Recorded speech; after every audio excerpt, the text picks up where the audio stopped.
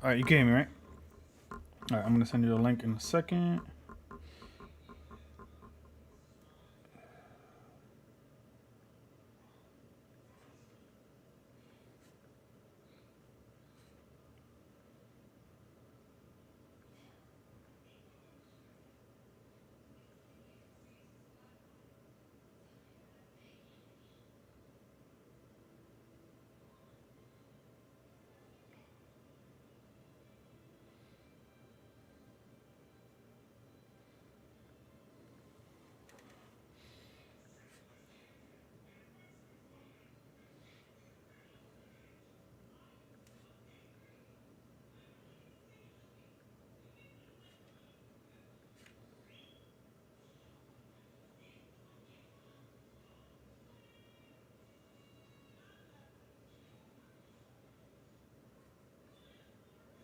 A little better, right?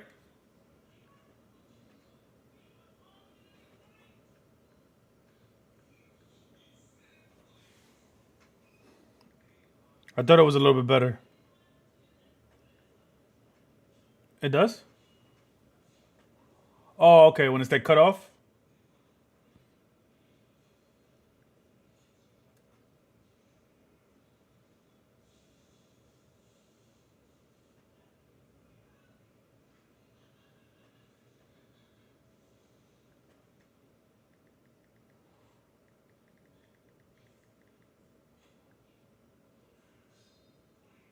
You got it short, quick, decisive, comms.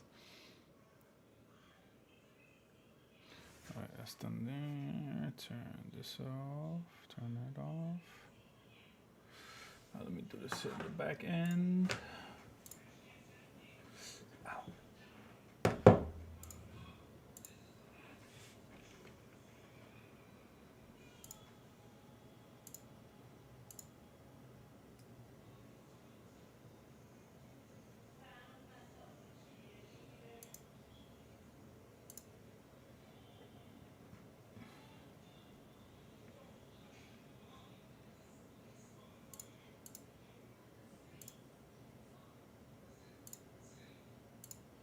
Yeah.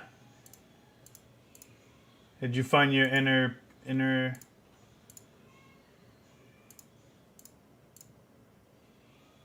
Okay.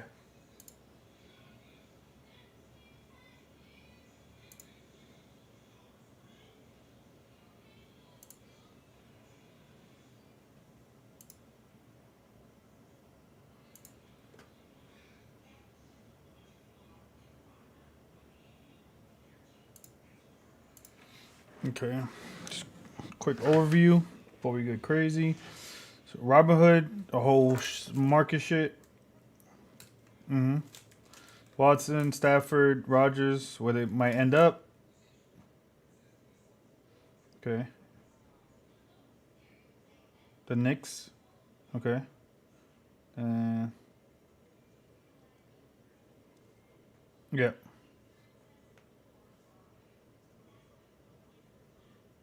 Copy. Okay.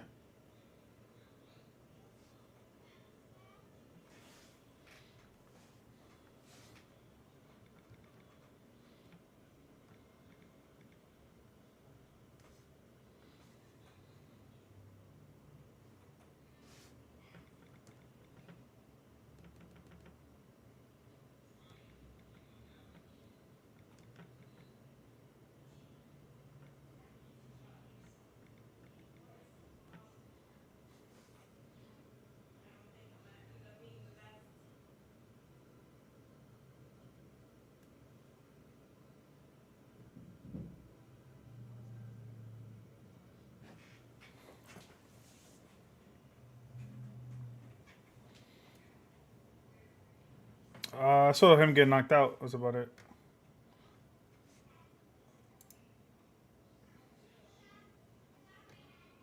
It's just a little different, you know. Before he was on welfare. He was, we'll get into that. It was, yep, yep.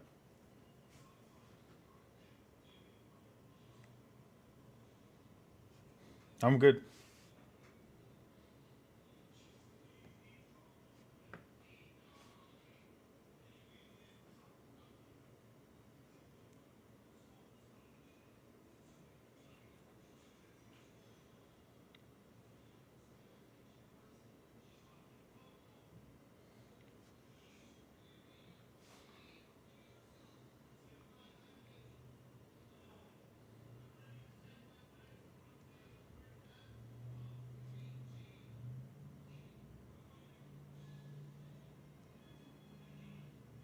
Oh, okay.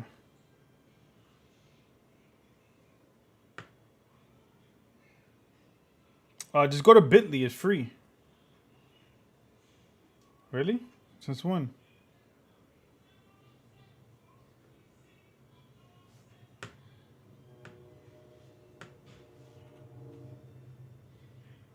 That's the only thing that's annoying about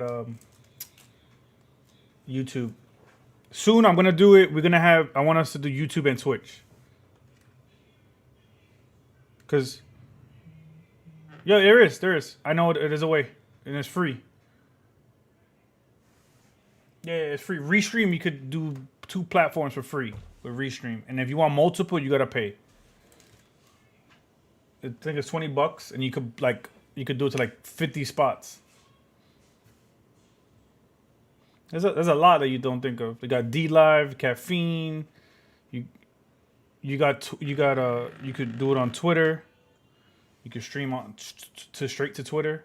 Um, Twitch, obviously YouTube, Facebook, all those things.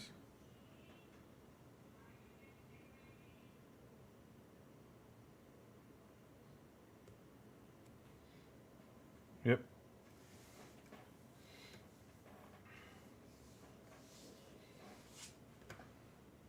Nope.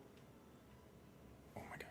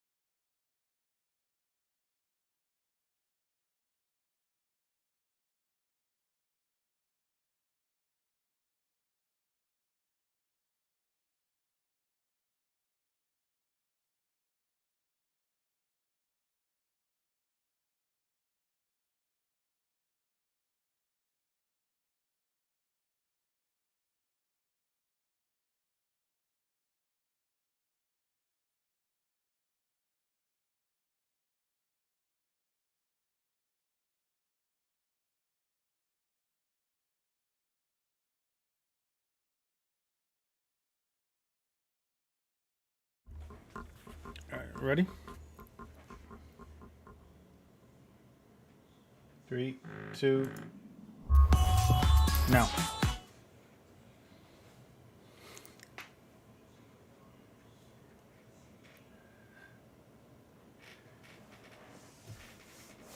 Very, very interesting podcast I had today. I feel like last week we didn't come as strong, but today I feel like we're bringing it today. It feels good. Today has been a good day so far, and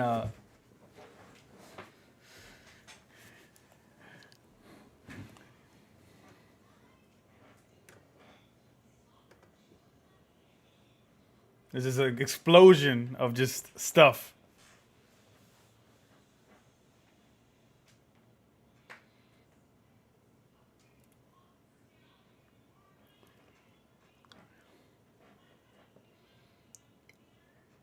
Yep. Maybe right. They mix the numbers up. They put it backwards. Oh, that's true. That's true. That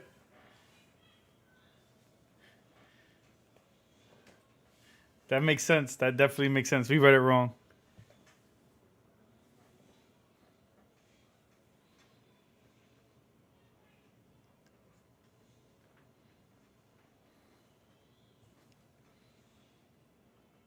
including AMC. The big one was GameStop. Other one was BlackBerry, Nokia. Another one was Bed Bath and Beyond. So they had a few, ranging from a Reddit that these dudes were all gun ho, specifically about GameStop. So I was talking to you, and you told me that you we both have funny stories about it. So what was your story? Because you said you use Robinhood, correct? Correct. I only did it as a because it was like a meme stock, just like a as a meme stock for the Dogecoin. I fixed it. I fixed it. Okay, got it. I know what you got. I got the same thing. I fixed it. I bought Dogecoin. I would say probably like 4 weeks ago. I probably bought a little bit. Dogecoin. What's this? Dogecoin is like a meme coin that they made. Is on a competition with Bitcoin, right? Bitcoin, Ethereum, all those coins. So gotcha. It's notoriously known for pump and dumps. That's what Dogecoin is. Okay. Notorious for. So there was some shit at the beginning of January. It was like, yo, let's everybody get, if you invest a small amount of money, $100, and if it goes to $1, it'll be 10 grand. Like you would make 10 grand if it just gets to $1, because it's like half of a cent. Right. It's really low. So that's one aspect. That was off of Reddit, by the way, or that was off another like a TikTok, Reddit, So a social media movement, basically. Correct. So they're basically social media is manipulating stocks, just like how the actual guys on Wall Street. Correct. Right. We'll get to that in a fucking second. Yes. So, I bought some fucking around, and then I paid like $50. I was like, fuck it. Now my shit's like $190, $190. That's how much of Dogecoin I have that's worth, $190. But I got confused. You said if you bought it and it went to $1, it would have been 10 grand. How come you have $1 and it's not 10,000? Because it's not $1 yet. Oh, you bought $1 worth. I bought $50 worth of like 7,500 Dogecoin. Right. Okay. So now, if all those Dogecoin go to 100, if it's $1, I have 7,500 of those Dogecoin. Damn. Okay.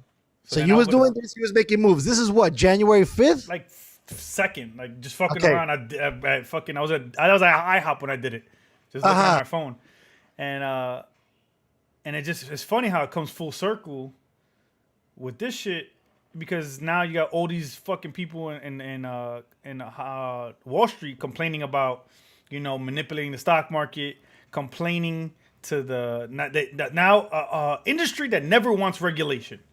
An industry that never wants regulation wants the government to come in and do regulation, which I find fucking hilarious and ridiculous. And it's a scary, to me, it's a scary. I'm right there with you, bro. It's a scary part in what we're doing, is because the information age and social media and everything is just exposing all these people for the corrupt scumbags that they are, and that they only care about themselves, and we're headed down a bad road. And I was reading Robert Kiyosaki's Rich Dad Poor Dad, and he goes that book, and he goes into depth saying how most civilizations and societies fall when the haves and the have-nots, the gap is just goes far too far apart, and that's when the civilizations implode. And it's history repeats itself. And if we let shit like this, as what's going on right now, happen, who's to say, in the next 6 months, 3 months, what's going to happen? Bro, I'm even more fearful, right? Because, and I might not even be saying the first part of my argument correctly, but we just had a situation in a discussion, I think last week, about the regulations that came in and stopped, an app, right? And we discussed on how everybody was like, well, you can't come to this party, but you go over there. And the moment they didn't agree with, if it wasn't the consensus, right, with Parler, they're like, fuck you. Now, Amazon, Google, Apple, we don't fuck with you.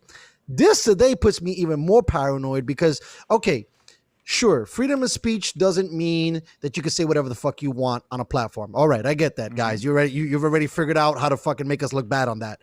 Okay. But where the fuck does the free market thing come into? Because free market means that I could trade however the fuck I want to trade and do whatever I want to do, especially when you're saying there aren't regulations within the space. And then they come in and they basically say, well, we're putting in regulations because you guys don't know what you're doing.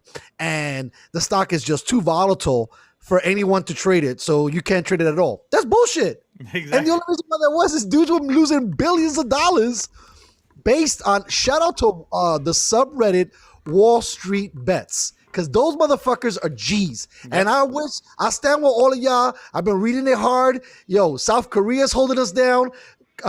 Canada's holding us down to make sure that thing is like, it's so unfair. When are we going to get an opportunity? So we can't say what we want to say, where we want to say it. We can't buy what we want to buy, but it's okay. You lock us up in our cribs, you take all our jobs, and then you don't give us money. Meanwhile, back at the ranch, you know, Biden has pretty much signed like 300 executive orders, and none of them include helping people out financially. Exactly. And it's just a hypocrisy. Like, even Nancy Pelosi just got caught. Her husband got caught for so they bought 100, I mean not 100, they bought a $1 million of Tesla stock calls. Mm-hmm. So basically it's gonna go up. Right. So correct. They paid $1 million worth of calls. Now she didn't report it, but you can see all that information is public. So if you go to opentrader.com, you can fucking check. You can see everybody's trade, because the thing is public information. Correct. Obviously, everything on the stock market is public. So when you go there, you can see how Jeff Bezos invests. You can see how any CEO in the entire country and the entire world invests. Tesla, Elon Musk, all these guys. So Nancy Pelosi's husband bought $1 million in stock of call to basically they betting it is going to go up right, the next amount of time, and then you make money. It's a call option, correct? So. For an option call, excuse me. If we can't play the same game, even though that's not what happened. That's like, the situation is different. But what I'm saying is that it should be a ban on anybody in government and allowed to invest their money into the stock market. Because look, it should be like, there should be certain regulations. Like, you just can't do shit like that. Or you can't limit something. Yeah, you can. I mean, it's ridiculous. I mean, even Tal was talking about it. Like, these senators and these politicians, governors, mayors, whatever, there has to be some regulation on them, because they're a public servant. They're not supposed to be getting paid out the wazoo, especially, like, there's no way, right? Nancy Pelosi doesn't know somebody up high, or her husband doesn't, right? Because they're rich and they're millionaires in the Tesla camp. So how is that not insider trading? Right? Because if homeboy says, yo, if he even lets it slip, like, yo, we got a new battery coming, you know, because you get excited about inventions and shit like that. You say that shit at the party, you go place $1 million bet. I couldn't believe it. They need to expunge Martha Stewart. Fuck that. Like, yep. Right? Like, what are you guys doing? And then, because she, like, even if, let's say, it wasn't insider trading for the instance, they knew that Biden was going to sign an executive order to make all government vehicles electric. Yeah, that was crazy. Correct. How the fuck you don't know that shit? So, like, who's the biggest electric car manufacturer right now? Only Tesla. One dude in the building. Exactly. You got Ford has some shit, but it's not competing with Tesla. But Tesla is the motherfucking king of the building. Everybody's trying to catch up. Exactly. So they had a thing about that. So when these guys, band together and it's like, fuck it, it's power and numbers. Let's hit these motherfuckers in their pocket where it hurts the most. Yes, agreed. Make some change. When has the last time the president and CEO of the NASDAQ came down to the fucking do interviews? Like, give me a break. Like, talk about asking for regulation. You don't fucking ask for regulation. Right, what are you talking about?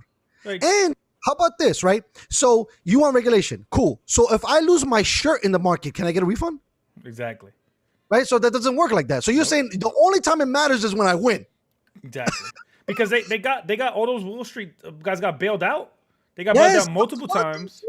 So we have no free market and we don't have capitalism, because the definition of capitalism is you're supposed to fail. You don't get a bailout, bro. Yep. And I love Elon Musk to death, but I know he got a bailout too, bro. All these companies got money. Of course. Right? They're not even set up to fail. And I was reading this article, bro. I wasn't reading the headline. I actually started reading the article. That it really started to scare me, because we're going into a weird place with all of these shutdowns. Basically, we're getting rid of dudes' competition. Yep. Right? So Amazon now is blowing the fuck up because they don't have to worry about mom and pop selling books or mom and pop selling shirts or whatever, right? So basically, they took out all small fries, just like what they did today. Yep. And they're letting all the big dudes in the buildings, right? So now a little burger joint can't win anymore because McDonald's has massive amount of money. plus they get a bailout because we read some names, right? Domino's Pizza was one of those motherfuckers. Like, listen, I love Domino's, but if you can't make it, Papa, you gotta go. Yep. You gotta go. You And can't it's keep sad. setting up. This is the second time they did it. They did it in 2010. Nobody went to jail. Nobody went to jail, Nobody bro. went to jail. Come No. on, it's just so unfair. And we gotta. It's tough because you see it like from jump. You got they deplatformed the Wall Street bet dudes off Reddit. They took the subreddit off They took them off of Discord and Discord. They took them both platforms. So like if you get a group of people who are banging against the powers that be, the elites, and if at any moment they can go and take your communication away, and you have no way to communicate with the people who are in your inner circle, but the elites still have the Bloomberg, like the direct message on Bloomberg, because they have their own private network on Wall Street where they could communicate with everybody. And I bet you that didn't get shut down. Not only that, bro, when you put certain money in the market, like let's say you bring in $100 grand, you get a lot more benefits. Like a regular Robinhood account to us or a TD Ameritrade account is not the same as like you putting $100,000 in a TD Ameritrade account. You get so many benefits. You get to trade after hours, before hours. You get access to look at all those IPOs. You don't think motherfuckers killed on fucking Airbnb? That killed on the other one that came out. It's slipping my mind, but come on, bro. It's like. It's so set up for them to win. I can't believe they got taken off of Reddit, bro. Reddit was supposed to be like the last of the Mohicans, that it was for us, by us on some FUBU shit. And now it seems like there's nowhere for us to go. Yep. We can't even like socialize, literally. We can't socialize in public and we can't socialize in private. It's a slippery, scary slope. Bro, I'm fearful, bro. It's almost like we're living in a communist, bro. V for Vendetta. Seriously. You can't say shit. You can't post shit. God forbid you say or post anything about the government, right? Get shit down. You get shit down. And they'll find any way to shut you down in a weird way. Right, because they saying that the government can't pursue you, right? If you say shit. That's freedom of speech, right? How many cats are getting pursued now? How many people are being taken off of? I mean, look, I'm not siding with Donald Trump, but he got taken off. Yep. He got taken off.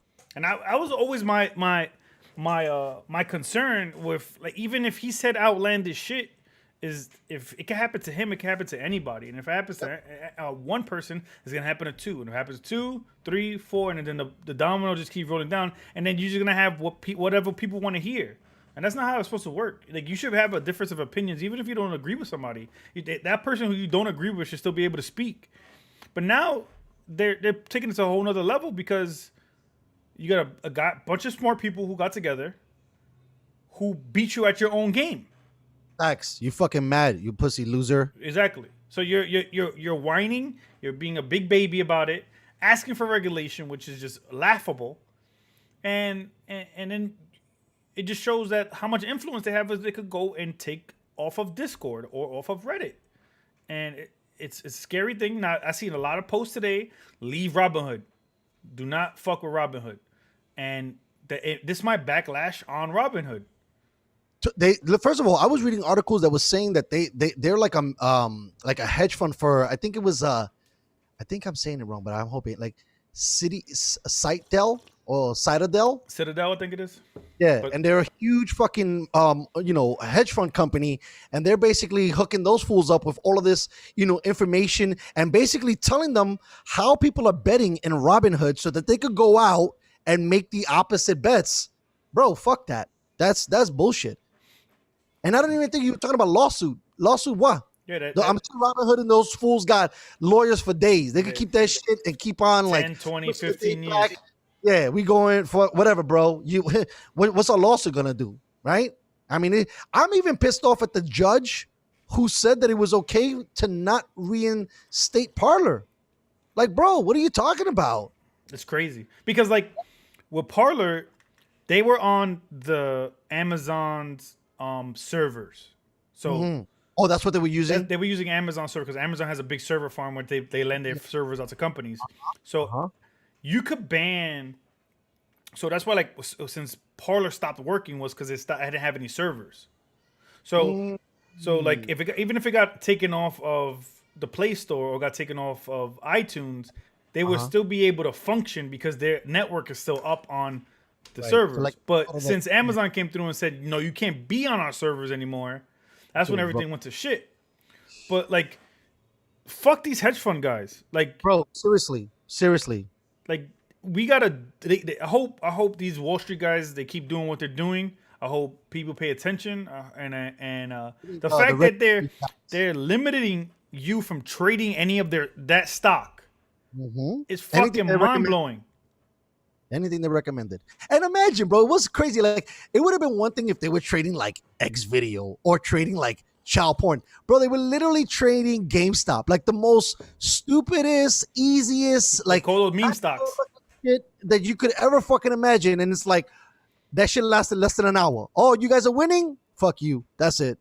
And then now they took about they want to do a 30-day hold on GameStop. So now you're forcing the stock price to drop just so these guys could get some of their money back. So it gets kind of fucked up. It's not only that, bro. You know what sucks because of everything that's been going on, and I'm surprised that GameStop like didn't jump. What's that? GameFly, right? GameFly. I don't like GameFly because GameFly's membership is super expensive. But if GameFly figured out a way to do something like Netflix, like you could play all the games you want, right, for $20, I think it would kill. I'm surprised that GameStop didn't jump on that bandwagon, right? What I found alarming was during COVID, GameStop went bankrupt. How's that even possible? When everybody was buying systems and games, and I mean, look, you know, there's so many TikToks of so many chicks hating on dudes playing Call of Duty, but I feel like Call of Duty's chat shit is the last thing we got left. That's it. Where you can say whatever the fuck you want, no one judges, everybody knows it's wild, but fuck it, it's a bunch of dudes who gives a fuck, and the ages range from 11 to 40, 50. The scary part about that too is PlayStation is gonna start monitoring those things. Because suppose you get hate speech because a kid supposedly he committed suicide because he was getting bullied. But okay, let me rewind the tape on that. I'm not gonna not say that wasn't it doesn't sound like a good idea to kind of regulate because of that, bro. Mute, right? There's a button on the bro. Yep. You know what I mean? Bro, I don't even play with a fucking microphone, and I don't play with a microphone. I play with the volume down to 0 because I know the map's like the back of my hand. And it's like, you don't have to listen, right? Exactly. So now, bro, you know what it feels like? A lot of like Big Brother stuff is happening, bro. It's a scary thing. Like to keep saying it, it's a scary thing, and I don't know where we're going.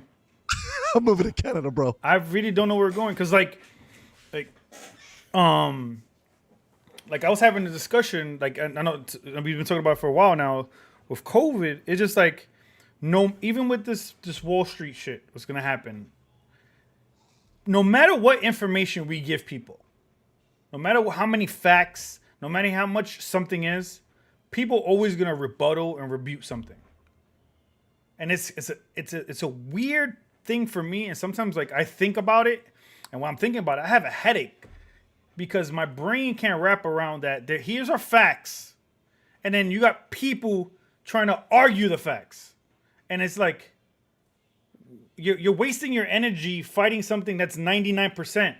Why are you wasting your energy on that? Let's go fix another problem that's like 20% that needs to probably be at 90%. And it's weird for me. Like I have a problem with it. No, I agree, bro. I don't even know. I mean, I think it's created so much more fake news, right? Because now the average Joe who's not really paying attention has no idea. I talk to my fam and my friends and they say shit and I'm like, bro, what are you reading? Exactly. What are you reading? Everybody's headlines. That's not true. Yeah. That's not true. You're bugging out, right? Like we have the facts and then we have everything else. Exactly. It's to me, like I've done a good job of not being emotional about things because that's the only rational way to look at certain situations. Because if you're emotional about something, no matter what somebody tells you, you're going to just disagree with that person or fight that person on that thing. So, like, these guys, like the hedge fund guys right now, are reacting emotionally because they just lost bread. Right, exactly. And you're not even supposed to play with emotion in the market, which is funny. They're like bitches. Exactly. So they're running to whoever their lobbyists are, saying, talk to Joe, talk to whoever is in power, talk to your Congress people, talk to the House Speaker, whoever the fuck you could talk to, so we can regulate this shit so the little guy never has a chance to do this shit again. That's And it crazy. sucks. That's And it crazy. sucks. That's why I've been watching this Homeboy lately. I forgot his name. Is it the Indian kid, the Indian dude? He's a little. I know he's older than I think you and me. He's like I can't say his name. That's what it's CH. What's his deal? He's like a He's stock like guy. he's like a stock guy. He's like a business guy, and he just like he says it. He's like, you guys got punched in the mouth. Suck it up. Yeah. And keep it moving. Bro, Now the fact that the system flipped on you. Yeah. That's it. Bro, Mark Cuban had to come out of the fucking lane and be like, what the fuck is going on? My kid is trading this stock right now. Yep. He's literally like, bro, I had to change my whole fucking portfolio just in case. Like, that's crazy that Mark Cuban is trying to side with the small fry. Now, granted, every time somebody tries to say something, they'll be like, well, they're just trying to get hits or trying to get views. But I fuck with Cuban all day. Cuban was a poor guy. He made it. And if you listen to his story, like, super self-made. You know what I mean? Like, there's nothing about Cuban that was given to him. And I love how every time he's at a game, he's in a T-shirt and jeans. Boy has millions and millions of dollars. Billions of dollars. Right. Billions. Excuse me. Thank you. He could be basically in Tom Ford from, Head to toe. Facts, and homeboy's wearing probably like a $10 T-shirt and like some $100 jeans. Yep. Right. And it's just like, where we at? Like, this is so crazy. And the only word that you could think of is scary, because now you're fixing the game to beat the small guy. Like, damn, we can't. How much are we gonna lose? How much are you gonna make us lose here? The only way to do it is we gotta get up there. Like, Mark Cuban could do his part, but if it's Mark Cuban versus 100 billionaires, it's tough. We gotta because there's like, excuse me, this millionaires, like, the millionaires gonna be the middle class soon. So you got to get to the 100 million, hundreds of millions of dollars to just be above that, and then we got to just get in, like what the Wall Street guys did, the Wall Street bets, Reddit, whatever. That there has to be groups like that. There has to be 2 million people. If they all had $150 million each or $200 million each, that's when you start making a little bit of noise, because nobody pays attention until you start messing with their money. Nope. So the fact that they start messing with their money, and it just shows, like, I think Robin Hood might get shut down, like, just for itself. They should totally get shut down. What they pulled was nonsense. Exactly. So they should have stood on the side. You're just a platform. How are you getting involved to control the market? Like, them stopping it, they control the market. Yep. Not people getting together and rallying and buying. That wasn't controlling the market. The market's organic. It does what it does, right? Tomorrow's GameStop, and next day is Tesla. Next day is Apple. Like, it doesn't matter. Like, it has ways of correcting itself. They should have got smarter, and they should have figured out a better way of competing. Not like crying to your mom, like, oh, he hit me. Exactly. And then boom, the principal gets involved in shit. It's like, okay, all you guys right now, you in detention. I think one of the hedge funds got to, if everything goes through and nothing goes fuckboy, which it looks like it's gonna be fuckboy, but if it doesn't, they're gonna look to lose like $10 billion. Fuck them. Yeah, bro. I'm tired of these guys getting rich, bro. Yep. You know what's so funny? I started to think about this because I was like freaking out. You know how they say the greatest lie the devil ever pulled was making everybody believe that he didn't exist? You know what's the best trick the government makes you think? The government makes you think that you're going to be rich one day, right? So in making you think that you're going to be rich one day, they tell you, hey, Bernie Sanders is a terrible person. He wants to stop billionaires from becoming billionaires. You know how hard is it to become a millionaire? It actually, there's a statistic, and I'm like 80% of this. It takes the average person that's grinding 12 years to become a millionaire, to reach 1 million, okay? How long do you think it takes to become a billionaire? It's probably impossible. It's probably impossible, right? But yet, we had one guy banging on our chest that we should have all supported, who's actually looking to regulate and to change all of this shit.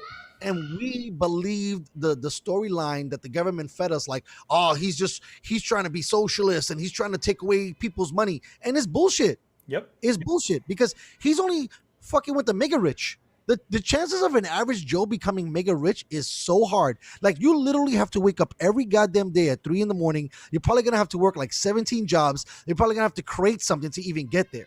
right? Like, True. look Or at we Elon. gotta be more. To sorry to cut you off, but I just think, like, because I'm really into the rich dad poor dad thing now. Oh, that shit is fire, by the way. I just- It's a must read for anyone.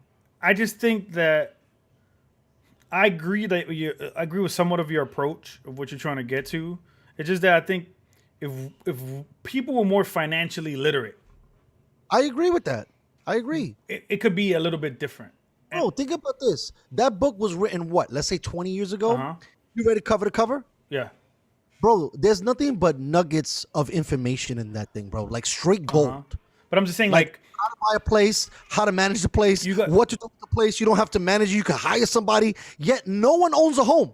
Yet Exactly. no one mortgages a crib. Like, it's crazy. Like, literally, that's probably the fastest way for us to get there, and no one's even trying it. And I get what you're saying. Like, if you can't beat them, join them. We should be becoming more wealthy, instead of trying to stay in the middle. I think we should become wealthy, and then disrupt those barriers while going up the ladder. I think we need more people like similar to like a Mark Cuban. We need more of those guys like that don't get eaten up by the corporate, Nonsense. corporate world, or get eaten up by another, billionaire on the way up. I just think that we need more people who have values of building something from the ground up. And I think we're getting there, but it's just at a slow, very slow drip, because money corrupts people, and those people are still still in power. And it might be another 20, maybe another 30, maybe another 40 years until those guys, people die off and new people come up. But I think if we can accelerate the process by educating each other, by people actually, like what the Wall Street people did, the Wall Street bets guys did. They got together, they worked together, they did some shit. And I know that it got shut down or whatever the case may be, but there's gonna be other things that they can do, or what other groups of people can do to amass that kind of wealth and make a dent into certain things. I just think we need to get there. I gotta tell you this, right? We gotta stop buying fucking PS5s. We gotta stop buying flat screen TVs. We gotta start fucking going into the market. I forgot what the number is, bro. It's less than 20% of people that actually have money in the market. Yep. And when you talk to people about the stock market, they're so fearful and so unknowledgeable about it.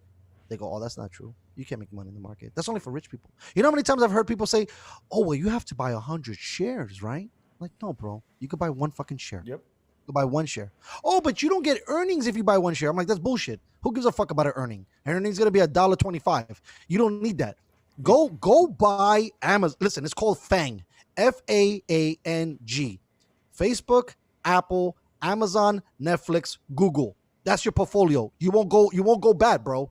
And the tech stock has been holding up our economy through all of this shit. Yep. Bro, I could go through my mind right now, bro. It doesn't matter what you're into. Nike crushes. Fucking Starbucks crushes. Or just Costco keep crushes. it, if you want to do it real simple, you just do what Warren Buffett says. You go to the S&P 500. It goes up every year. And then just put your money in there. Just put your money in there. Yeah, that's if you want. Like, this is a safe approach. I'm saying. By the way, he's another guy, by the way, that I kind of fuck with. But then I just heard this new story that made me nervous about. Apparently, I don't know how true this is, but apparently Biden pulled that pipeline from happening because Buffett owns all the railroads are around the surrounding areas. But for the most part, I mess with Buffett because he does give you some sound advice on how to manage money and how to be, like you said, financially literate. That's you know, that's what you gotta do. Just make sure you set your kids up for the next thing, which is my next thing I'm trying to do. Like I wasn't set up, but I'm gonna make sure my kids are set up. Right. Yes, I agree. And it's just little things like that. Like I think us as a people, I even talk to my friends this way. I think we need to be more accountable to ourselves to big each other up. Because if we big each other up and you move together, you already know you understand where I'm at. You know what my morals are. And we don't gotta worry about anything with any fuckboy shit going on because we're gonna be making money together. When you make money together, people flourish. No, it's unstoppable. Yep. I tell you, that's the problem. They have us so divided, worry about our skin color, our fucking political agenda, or what fucking TV show we like, what movie we don't like. I'm wearing the best. I'm wearing Gucci. I got the new iPhone. I got the new Samsung. We're clowning on guys who don't have it, right? Oh, you got a 7, I got a 25, bro. An Apple 25, what you doing? Yep. Instead of, and I'm telling you, that's what I said. I think, I don't know how closely you follow Twitter, but right when BLM started to take like serious momentum, there was this day, and you probably heard of it, the blackout day. Yeah. They need to start doing more of that shit. Yeah. Which is like, fuck you, we're not buying shit. You know what? We suspend. Imagine how much money Amazon would lose if nobody had Amazon Prime. For sure. Imagine, right? Yep. Like, if you're not buying shit all day, every day, you don't really need Prime. What is it to pay $10 on the shipping, right? Like a little extra. If you're only buying, like, I know people who have Prime who probably don't even order shit like that, True. right? But you get it just in case. Just in case, because you want your shit in 2 days. Right. And you get smacked in the face right out the gate for that $100. Yep. It's not like Netflix that they give you that shit, right? But these are the things, right? Like, we need to start boycotting goods. The same way we need to get it back to our original founding fathers before they started writing lies down. That Boston Tea Party shit, we need to get on that same shit. You know what? We don't want your goods anymore. We'll throw them shits in the toilet. You know, stop copping all this stuff, because a lot of this stuff is made in other countries that they get. I mean, a pair of Nikes, I love Nike, but a pair of Nikes probably really cost like $5 to make. Meanwhile, you're selling me a pair of LeBrons for $225. Yep. Right? Come on. I remember when Jordans used to be $100. Yeah. Bro, remember when sneakers were $100? There's no such thing as a sneaker as $100 no more. Not any dope shit that you want anyway. It's No, not $100. bro, the cheapest sneaker right now is like those Air Max 270s, and that shit is $150. Yep. That's cheap. Yep. Basketball, forget about it, bro. 165, 180, Yeah. now And some of then them if are it- 210. The resell on the remarket on StockX, all of that shit. You know what I mean? Like, it's just going through the roof. And I think, to be honest with you, not only becoming more financial literate, we also need to stop making these dudes rich, bro, by consuming their products, bro. It's crazy, man. I think you should support products and people who are, of course, and that are like benefiting you or benefiting what you believe in and what you support. But when you got these fucking guys who are just like taking advantage of us, that's what we got to band together. And it's just the thing is that the common person doesn't care about these kind of things. They don't care. They don't. They don't. They just want to make sure they get their Starbucks in 5 seconds. I have a friend, and I talk to him a lot. He's like, I don't care. I'm like, bro, but you know, so and so and so and so. And you know, this shit is that. I don't know. Okay, so what? Because it's 90% of things. That's why. Yes, it's a 90% of people who do think like that. Because it has enough. Once it affects them, then they want to pay attention. But the funny thing is that it does. It just doesn't affect them on a large scale. Exactly. Right? Like, it's affecting your brother, your sister, your cousin, your brethren somewhere else, something somewhere else, all this other stuff. You know what I mean? Like, I just don't understand, bro. Like, you know, we could go on this shit for hours and hours and hours, but America right now, like you were saying, to pull it full circle, is trending not only on a civil war, but I think we're starting to see the end here. The writing is getting on the wall. You try like, especially with the expansion of growth in one department. Exactly. Because they're trying to, I don't want to demonize somebody being successful and wealthy. Like, you shouldn't be demonized for that. But you should be demonized for how you got to that point.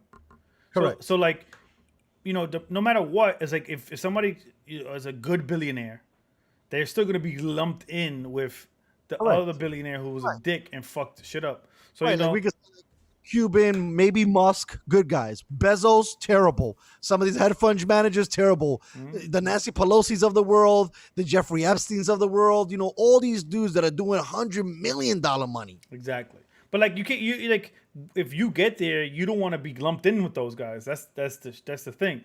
So like, I don't want to demonize making money and being successful and being wealthy. We just got, as a people, have to decipher that. I agree, and I think that is the language, because it's very confusing. That's the language that I'm telling you they threw on Bernie Sanders, because you know what I mean. Like, I love you, Elon Musk, right?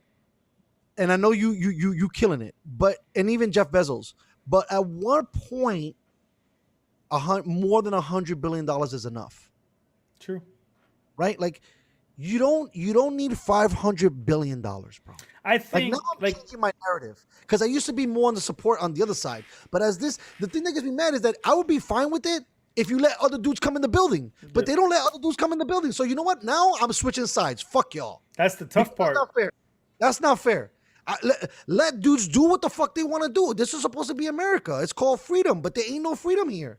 There isn't. There's an illusion of freedom. I mean, I was telling this to Tab. Even the Constitution's a joke. All men are created equal. Bullshit. You have the right to pursue happiness. Bullshit. Liberty. None of that. None of that is real. They literally signed that shit while they had slaves. You know what I mean? Like, how can you write some shit down like, yeah, go faster for me, brother. All men are created equal. Bullshit. You wildin'. You wildin'. You know, you got fucking Benjamin Franklin stealing from fucking the original Tesla guy and stealing all his documents. Like, these dudes were frauds. They were frauds. And the tough part is, like, I know there's been some like videos I've seen, like how billionaires said that they wouldn't mind getting taxed more money if they knew the government was going to do a good job with the money. That's another problem. That's the issue. So like you have people who don't know what to do with money. So like in the book. So I bring it up again. Rich Dad Poor Dad. He says must read. He says that like the government is wasting money because they don't want it to show that they can have an excess of money. Isn't that crazy? So if they buy 1,000 pens and the next year they only use 50, they're still going to order 1,000 pens because they can't short that shit. Exactly. And it gets so stupid as that. They need to keep the budgets where they're at. So then they just spend money ridiculously. And we don't even know. There's tons of Netflix docs that there's like $900 million or maybe more that's spent annually, that's on our annual budget, that's not even accounted for. Yep. That's not even accounted for. It just shows up. It's like, now, here you go. There's no pencils, pens, books. We bought some dudes. Just a charge.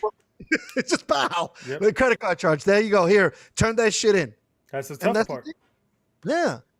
It's just so sad, bro. And listen, to the viewers, I don't know where we're at, 9 or 2. Bro, start getting your money game up and start focusing. And the problem is that, you know, a lot of these baby boomers really got to enjoy the good times of America, and no one else really is. No one else really is. You know, I know a lot of baby boomers that are chilling right now. Maybe not our parents, and maybe not in New York, but in Cali, they're doing good. They're doing good. All these guys got homes. All these guys got accounts. All these guys got, you know, cars that they handle. Like, I don't know. They were set up. Their parents probably set them up. So we got to do the same thing. That's for the most part. We got to do the same thing. We got to bring, you know, your brothers and sisters up in the sense of, you know, the people who are like you and share the same insights as you. Yes. Well, before I have a fucking stroke and a heart attack about it, let me try to get excited about something else. So we got a bunch of dudes. You know, last week we did running backs, right? And we couldn't even really dial in a running back because the window life of a running back is 2 years, and them staying on a team isn't that long. It's crazy how much mobility we're going to see at the quarterback position this season, or this up and coming season. For sure. We got a couple of guys on the market. The one that shocks me the most, and we'll start with him last, but I just want to bring him up. I can't believe Aaron Rodgers can potentially be on the block. Like, that's so crazy when you think about it, right? Yep. But we know for sure Watson and Stafford. 100% they're moving. Right. Speaking about financial literacy, I was looking at some of the money in these guys' contracts. Fuck. Stafford and Watson are geniuses, bro. They signed mega deals. And Stafford's deal is going to be is chump change now in the market. Right. Because of the back end shit, he's almost finished. But the thing is that the Lions are going to have to eat a lot of that contract, and the Houston Texans are going to have to eat a lot of that contract. Especially for Deshaun, because Deshaun was just 2 years ago. He's just signed his deal. All right, so let's start with Deshaun. In your opinion, Deshaun a great fit for the Jets or not a great fit?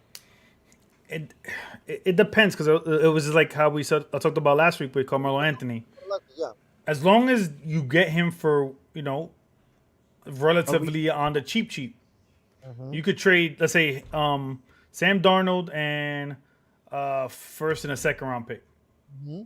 You know, that'll be okay. But you can't trade 3 first round picks, 2 second round picks, 3 third round picks. Like, you can't do that.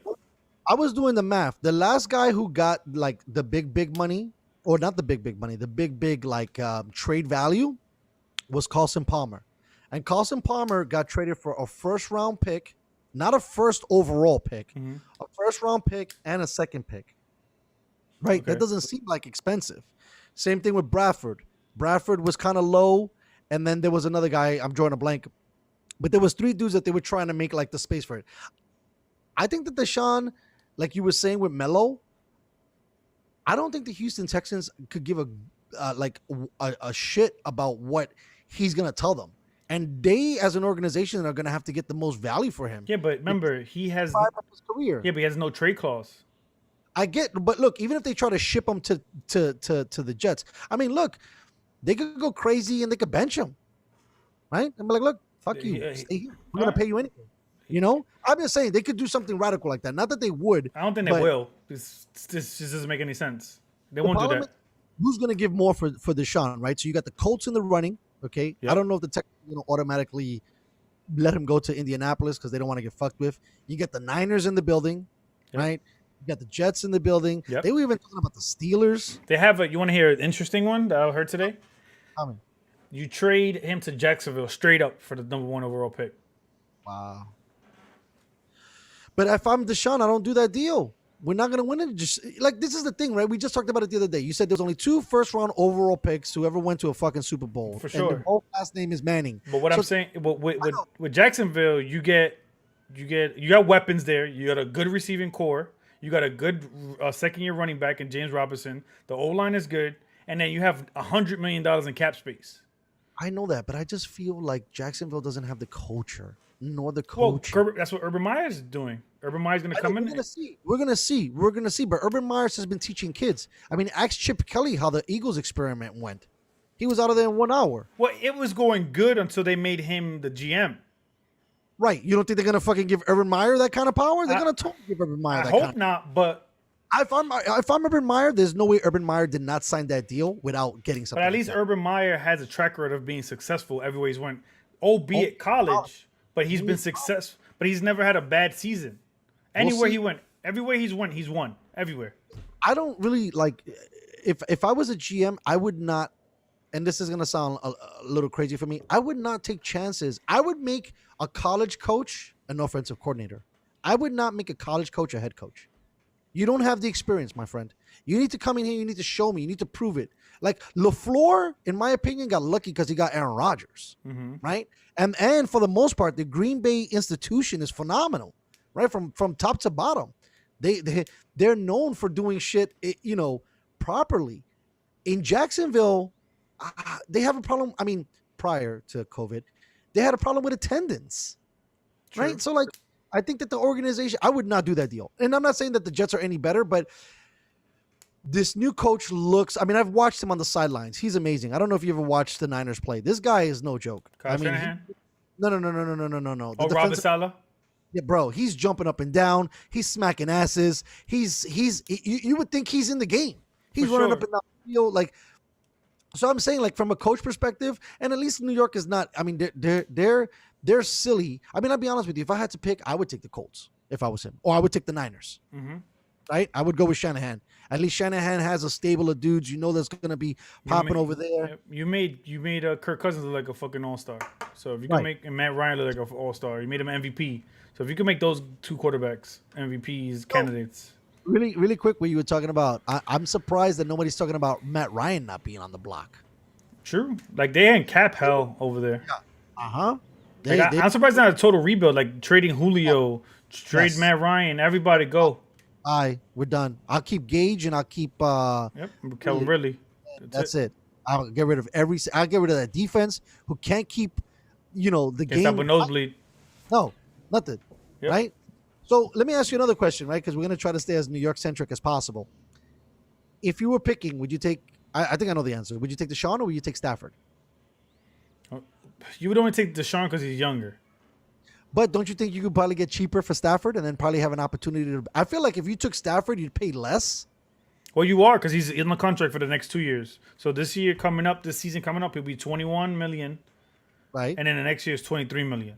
But remember, you talking about Deshaun? Or No, I'm talking about Stafford. Remember, Stafford is going to get paid by Detroit most of that money. So you probably on the hook for $5 million of that, No, And- not of all that money. They're gonna probably pay a small portion, but the majority of that money you gotta pay anyway. But what I'm saying is that he's gonna be on the books for whatever 16 million this year, and then Okay, you still gotta pay the 23 million the next year after. but But they now, got cap, right? but- Don't they always yell about that? but here's the issue. So like, if Matthew Stafford balls, Mm-hmm. he's not gonna play that last year of his contract. He's gonna want an extension. These guys, bro. Yeah, that's all. That's all, man. That's all. Your reps, your agents. I would fire your ass. I'm like, bro, you signed the contract. Do you see your name right here? Your name is signed right here. You're Jen Hancock. That's how it works. That's how it works. Because that's why Aaron Rodgers is talking about, like, if you don't show me a commitment, I'm out. I want I want a contract extension. Okay, so out of those three Jets, right? And they would never get Rodgers. Would you take Rodgers? I don't think Rodgers would want to go there. Right? Okay, so now you heard we're jumping around a little bit. So now you heard the new rumors? What? Fucking Bill Belichick pulls the trigger and gets Aaron Rodgers. And then probably probably go get like one or two receivers, draft a running back, and all of a sudden now, voila, we have an You offense. probably get like 3 years. And they're gonna get like 5 out of the 8 guys that didn't play. So On here comes defense. back, right? All of a sudden, it looks like the AFC, East is a problem because you got Miami, you got Buffalo, and then you got boom, Yep. And then you got Deshaun, who might want to go to the Dolphins right? too, and they trade Tua, Dolphins, and the first round pick this year, and then they could do that. Do you think again? We're gonna stick with the Jets thing here. This is what I was thinking. Do you think you don't get any of these guys and then just build it slowly? Because it's gonna take 2 years regardless. Like, why would you get rid of your draft capital when, let's say, you could take that 2, trade back, get a couple, right, and really build some teams, and then maybe the next year, the following year, maybe pursue another quarterback that could be available. Unless you have the utmost confidence in Sam Darnold moving forward, you got to get one of those guys. You got to get either Stafford or Watson, because you're not winning in the NFL without a quarterback. It's So, from what you've seen, you don't believe, right? The thing is that Jets have been a bad organization for a very long time. So like, unless Robert Saleh could really turn it around and he sees something in Sam Darnold that other people haven't seen, and he turned the offense around, the defense could play better, because they were kind of dominant like 3 years ago to just defense. Bro, they every few years they go ham. I mean, they should have never let go of their safety. He was a huge reason why they were so dominant. So if Sam Darnold could come back around, if you could get a decent OC and you get him skilled position players, you know what? You could trade back, go get him a Julio, go get him an OBJ, get him a legit one, and get him a good running back. Frank Gore, you did a good job. Bro, Have a good night. And you tell me if he's too old. I would get Mark Ingram. You can't, but that's another guy there's a lot of tread on those wheels. You want a younger guy, so you get a guy in the 3rd round, 4th round. Your last probably 3 picks, you probably pick two running backs and see what happens from there. Sign a guy off one of the practice squads who you probably have seen. Wait till preseason if they have a preseason this year. You get somebody off somebody else's team. Because the running back is just interchangeable, as we've seen when we try to do the list. But get him a better tight end, because Chris Herndon last year was okay, but this year he was a goose egg. He's terrible. Like you said, just potato, bro. So Baked potato. I don't see. I can see a scenario where nobody goes to the Jets. Right. That's what I'm saying. Because there's just too much to do. Like if Deshaun goes to New York, right? Mm-hmm. You're potentially going to lose that 1st round pick, right? Correct. But which is okay, because I'll trade out the value. Sure, yeah. You got a proven commodity over an unproven commodity. I got that. Then you're probably going to lose your 2nd round pick, right? They could do it. It don't have to be this year. They could do something the year after that. You don't have to. You don't have to do this year's draft. But let's say they do the 2nd. Mm-hmm. How much more you think you're gonna have to pay for Deshaun? Another number 1? Possibly. But if you give up Sam Darnold, you probably do Sam Darnold, 1 1st round pick and 1 2nd round pick. Because automatically they have a quarterback, so it's like almost a straight up thing plus a little more. Exactly. So it's a weird situation to be in. Okay, boom. We get Watson, right? Let's say we lose all that. Where the fuck are we gonna get players now? Right? Because now you got to sign everybody. Yep. That's crazy. That means you're gonna have to go to free agency, and free agency never. I'm not gonna say it doesn't work, but it's very expensive. But you Right? have Money dries up quick. yeah, but you got $100 million in cap space. You'll figure it out. You can get a whole bunch of B- guys. Yeah, we do. We need some B's. Or C+ dudes who Deshaun is gonna make B- on Well, the listen, we offensive. already know what's that dude? Will Fuller. Sorry, homeboy is aight, and he make him look like a goddamn all-star. Exactly. I mean, the fact that he threw 30 touchdowns last year is ridiculous on a garbage team. And almost 5,000 yards. So you get him a better tight end. You go get him Hunter Henry. Right. Go get him Hunter. It's going to be cheap, right? Because he probably has some injury concerns and stuff like that. So he might come at a deal. Exactly. So like, let's see. There's a lot of wide receivers available too. T.Y.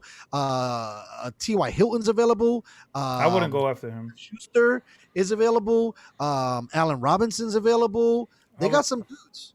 Some dudes like you could probably buy a couple cats if you make that trade. If you want, you could get real thing. Bring him in on a decent contract. AJ Green, could bring him in. Veteran, possession, savvy. Right. You gotta think. You gotta bring in some guys that have like a little bit of a flaw that kind of bring down the value on them. I'm trying to see. And then give an opportunity. And then you're gonna have next year. I mean, you're gonna have.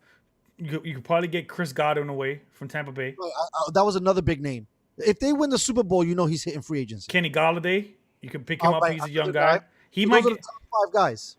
I would say. Yeah, but I think he's gonna stay. I think he might stay. I think he's gonna. Even if Stafford moves, I don't think so. I think if Stafford moves, he wouldn't want to sign. He's not gonna want to stay there for. Well, remember, they get. It doesn't matter. He's under. They probably franchise tag him.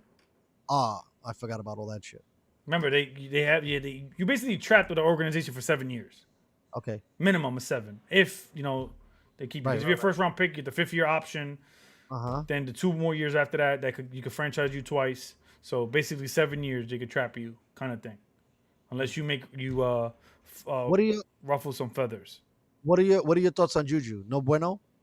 That's a possession guy. I would get him. I would get him if I could get Kenny Golladay. I would get Juju. So now you have. Brown's going to be a free agent too. Not that we need him in New York, but I don't know how it's going to be, but with him and Juju, because remember they have a little bit of beef. Oh, okay. So that if you're going to try to get him, then gotta get somebody else. Or who knows? Because Will Fuller, even though Will Fuller is not, you could bring him as your speed guy, bring in AJ Green as your possession guy, get Hunter Henry as your over the middle guy, and now you have a solid offense. And now you the guy from last year. And then you just cycle out the offense. Get Trent Williams, that'll be your left tackle.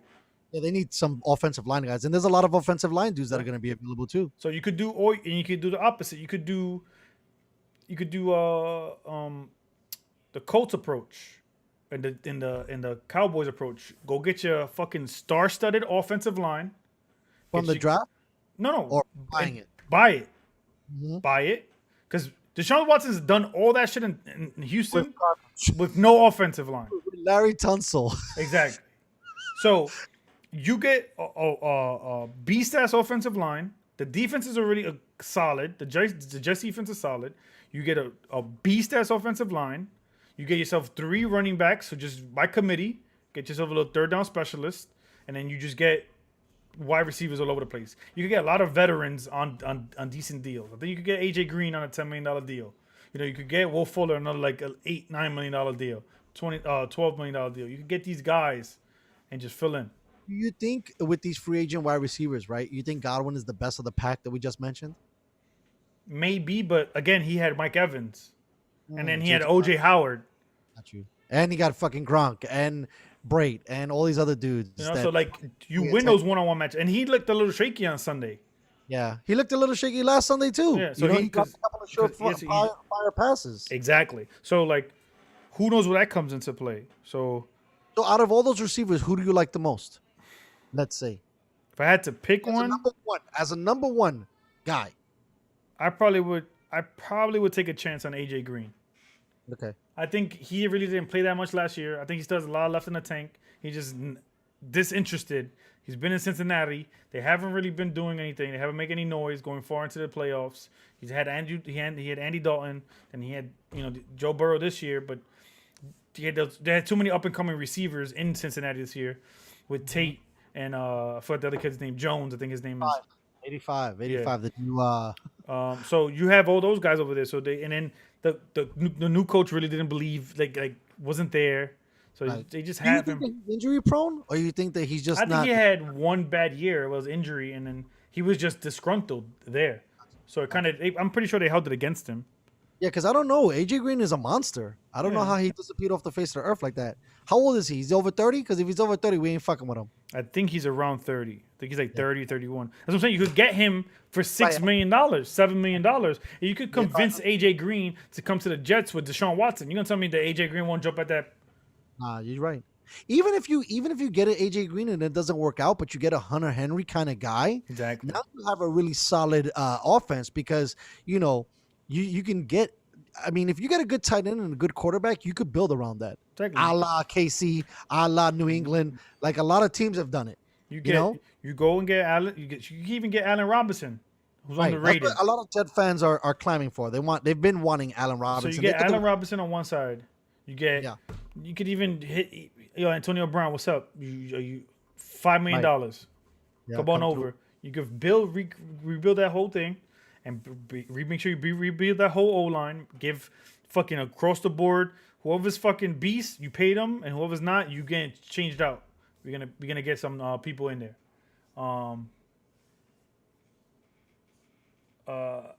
And it's just gonna be a weird thing for the Jets. It's gonna be a weird thing. Like I said before, it could be a situation where nobody comes.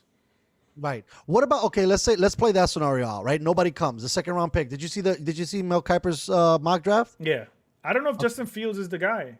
No. He wants he's saying that the wide receiver is coming to the Jets. Devontae Smith. Yeah, and then just figure out some other shit. Just draft some other fool later. Because he's just like the next best coming of sliced bread when it comes. It's like drafting Julio, right? True. But Julio. Because even if Matt Ryan, I mean not Matt Ryan, even if damn, why am I drawing a blank? What's the name of Sam Darnold. Even if Sam Darnold's garbage, right? I'm sure with a player like that, it's gotta elevate his game.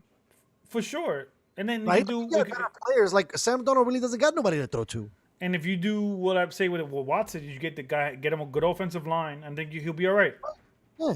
You got him beat up. He's running all over the place. You got him running for his life, basically. He just has to. I think when you get hit as much as he's gotten hit, look at Sam Darnold, a la David Carr. Right. You could even go one higher. Andrew Luck had to fucking quit because he was getting his ass whooped too much. Exactly. And then the one time that they got him on the offensive line, he retires. Oh, that's right. He walked away. He walked away. He's got the greatest D line. The Colts got the best D line and the best O line in the whole building. And then he retires. So you could.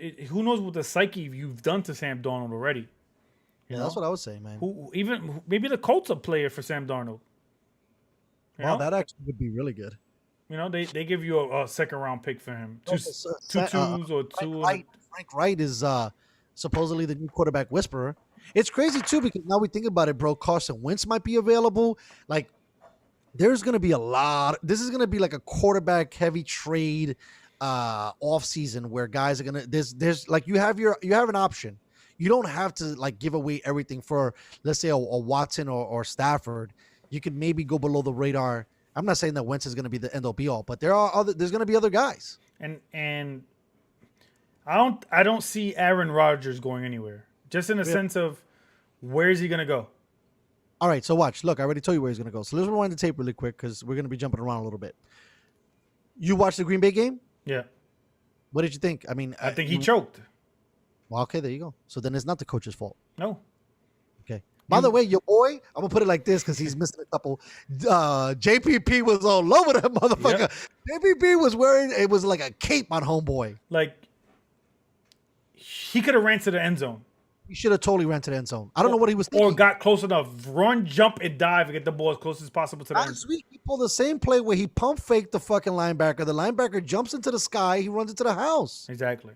So I don't want to hear that the JPP was close to him, that he was getting chased down on the right side by somebody else. It's the championship, NFC championship game. It's to go to the Super Bowl. Yeah. Run your ass. Okay. You're right. This is why I like talking to you. Is this a chink in his armor? Yes. Right? For sure. People got to stop saying he's a goat or a Yeah. beast or whatever the fuck they use, whatever animal they try to describe Aaron Rodgers. He's I think 7-8 in the playoffs since he won the Super Bowl. So with the Super Bowl, he's 11-9. Oh no, 11-8 with the Super Bowl run. And Tom Brady just came to the conference and has the same number of NFC Championship games as you. And smacked you. Exactly. So cut it out. So this whole Thank God, because I'm not an Aaron Rodgers fan. When he tells motherfuckers to RELX, yeah, fuck you, like bro. you haven't done enough to like.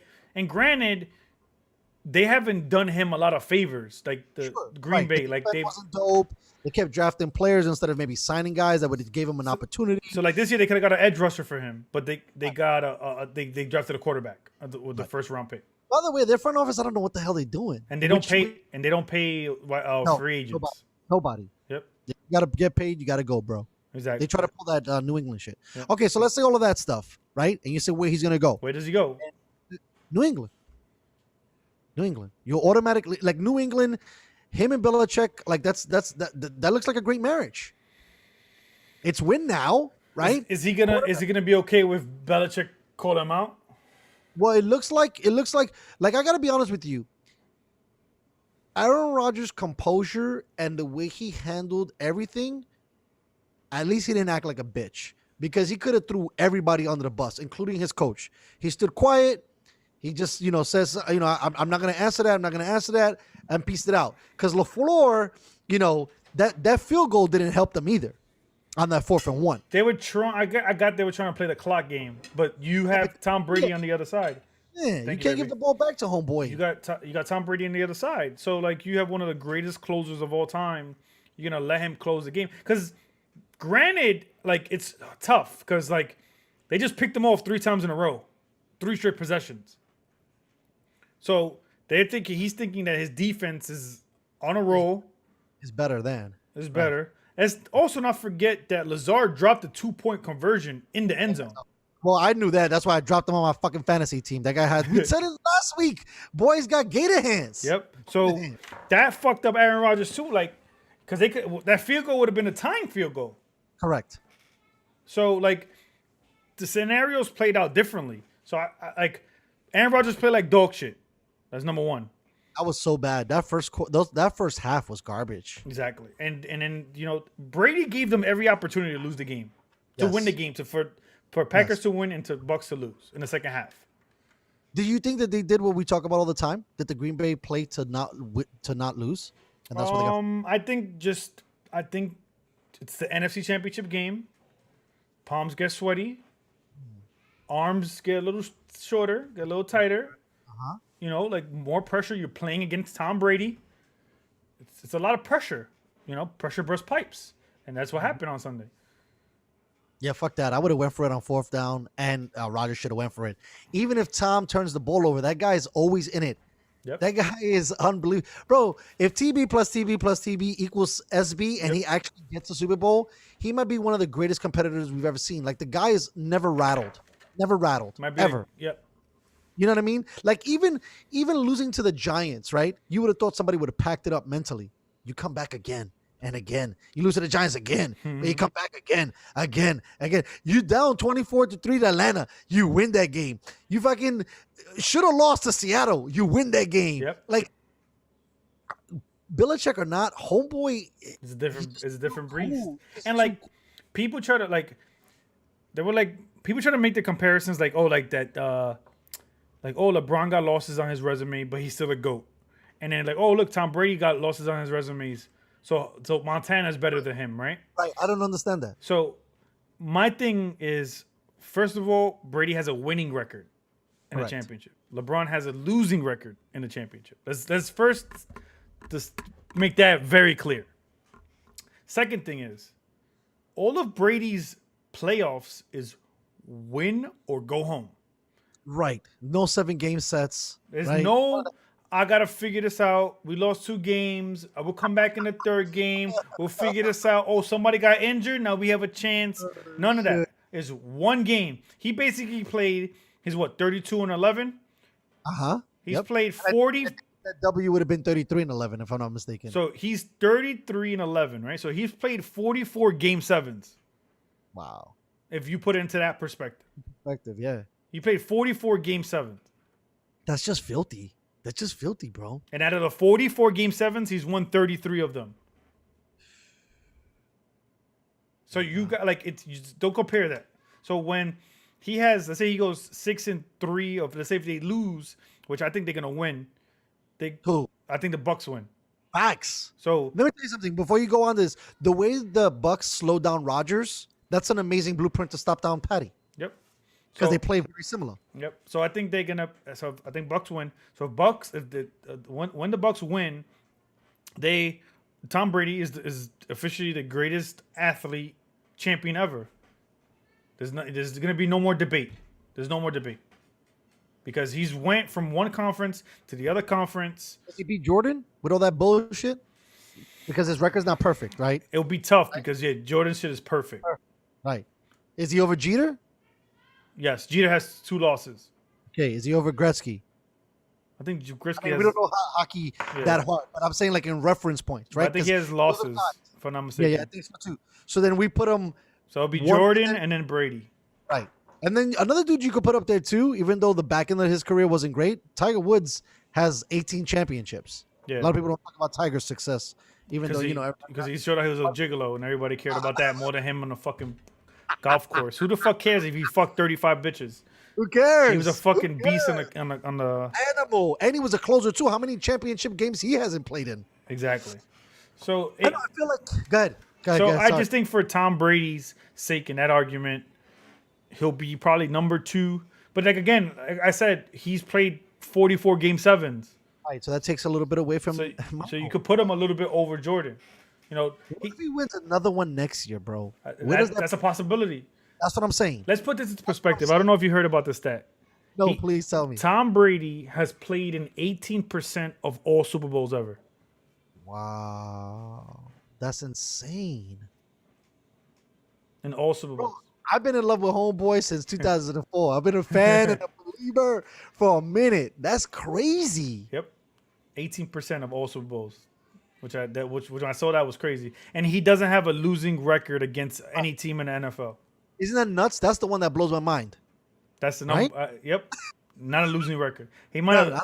I come, I spank you, I leave. Yep. He might be either tied or he has a winning record, right. But he does not have a losing record against. No. And I think he's beaten every single NFL team he's played. Yes, I know that too. That's another crazy stat. You've beaten all 31 teams. And I think they play New England next year. So he could beat New England and have beaten all 32 teams. Bro, imagine it comes down to Homeboy's at 6, right? And 9 appearances, correct? Well, this would be 10 now. And 7. What if it goes 8 and 11? That's just nuts. For football, yes. Yes, for football, bro. And he's thinking he only has a 2-year contract. He's not slowing down. He can go to another team. Yep.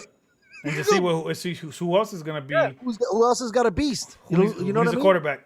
Yeah, like a man for hire. Hitman for hire. Like Darrell Reeves just jumped from a team to hire gun. I mean, shit, imagine if he went to like the Ravens and the Ravens had like a phenomenal D, or the Steelers, right? Like teams like that, or I don't even know, most of the teams, or shit, if he was in the Saints, they would be a problem. Yep. Right? Because he's played outdoors. I wonder what his thought process is about playing indoors. And then if you give him an Alvin Kamara, he's never had an Alvin Kamara. You give him an Alvin Kamara, and he loves throwing to the running backs all the time. Now you give him a guy who's a like a wide receiver who's a running back, it'll be a totally different beast. Totally different beast. It's so crazy. I don't want to gush on Homeboy too much, but man, I'm so impressed. Like when the chips are down, Homeboy's like so cool. It just I've never seen anybody be so cool when they're losing or when they have a chance to be losing. And then to be like, well, I'm just going to march this motherfucker up right now. Oh, I threw 3 picks. Don't worry about that. I got this. Like, we figure this out. We're going to figure it out. People are going to be like odd. Maybe not right now, but when his time goes away and we really because he's distracting us, right? And I also think that what he's doing is putting a lot of pressure on Patrick Mahomes. Uh-huh. You know, because if you... Right, so look, we didn't even put Tom in the top, the top 3. Tom Brady has to be number 1 overall, bro. Especially if he wins the Super Bowl. Come on, 2 Super Bowls in 3 years? That's crazy. Come on, bro. 2 Super Bowls again in 3 years. What the fuck? It's gonna be an interesting day. I can't wait. Yeah, I can't wait too. It's gonna be the wait.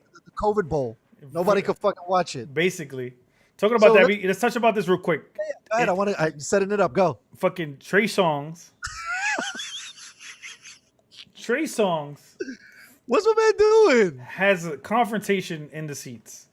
Did you see the vid? I saw the video. Did you see the other one, like with from across the stadium, where the security came like 3 or 4 times? Yes. So like, I was trying to find out exactly why the security was called. Do you know why the security was called? So apparently they were called because they weren't like wearing masks. So like, look, real quick, I'll tell you a quick story. When we were in Vegas, right? So you got social distancing, right? But if you go sit down in New York City and it's you, me, Jay, Ray, and the fam. Once we sit down, we can take out the fucking mask, right? Yep. In Vegas, you can't do that. In Vegas, you got to pull it down, eat, drink, pull it back up. Eat, drink, pull it back up. So I'm thinking that that's kind of like the same rules that they had at the stadium. Like, okay, cool, you could drink, you could do shit, but majority of this moment, first of all, we're fucking outdoors.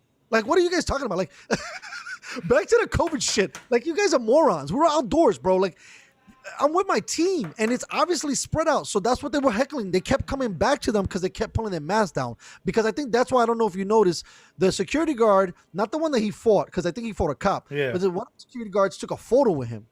And the only way the security guard would have knew it was Trey Songz is if he saw Trey Songz's face. So I'm assuming Trey kept pulling his shit down because that shit is uncomfortable. 3 hours with a fucking mask? Come on, bro. Yep. And it ain't like he bought a fucking box. He's saying General Pop. Yep. Like, it's got to suck. You know what I mean? And it had to be. I'm assuming the people around him must have called the security over. Nah, because I'm sure that the NFL has been really stringent about this because they don't want to lose their opportunity, especially for these owners to things. So, like, for example, there was no managers called to our table, but there was literally somebody circling every 5 fucking minutes. Like, yo, can you put your mask back up? Yo, can you put your mask back up? No way. I swear to God, bro. I'm like, dude, like, and it wasn't like Trey Songz, I could understand, right? Like, if there's somebody in front of him, maybe if he spits, I don't know how this shit works, in the air, flies over, jumps in your mouth, which is basically impossible. But let's say we were at a round table, so all our germs are staying right here within a zone, and they still were rocking us. Yo, put it up. Yo, put it up. So it didn't look like nobody was ratting on him. It looked like they just kept on, and I think the moment they knew he was Trey Songz, they started sucking his dick more. You feel me? Like, oh, yo, look at this motherfucker. He thinks he's hey, yo, go tell that motherfucker. I don't care if he's famous or nothing, right? And so press. And then boom. And that shit happens. He had homeboy in a headlock, though. That shit was fire. Yep. I just found the whole situation that was crazy because one is stupid, and 2 is crazy because like even what you said that in Vegas, like to be honest, I would have left the restaurant. I wouldn't have ate. They were pushing me very close to the edge. The only thing is that I was waiting to go to dinner. Plus, I was talking to dudes that were like trying to invest in the program. So I was with potential investors. I couldn't be like, yo, I'm out. And it sucked. Because it was whack, bro. That was a whack fucking thing. Because I would have enjoyed myself. Even talking to them, I would have enjoyed myself. But bro, it started to get us white hot. Like towards the end, I was like, my dude, I'm smoking. How the fuck am I supposed to talk to you? I mean, like, how am I supposed to smoke? You want me to cut a hole in the fucking mask? I had to start dating them. I swear to God, I was like, yo, I'm smoking. I'm drinking. And they would walk away.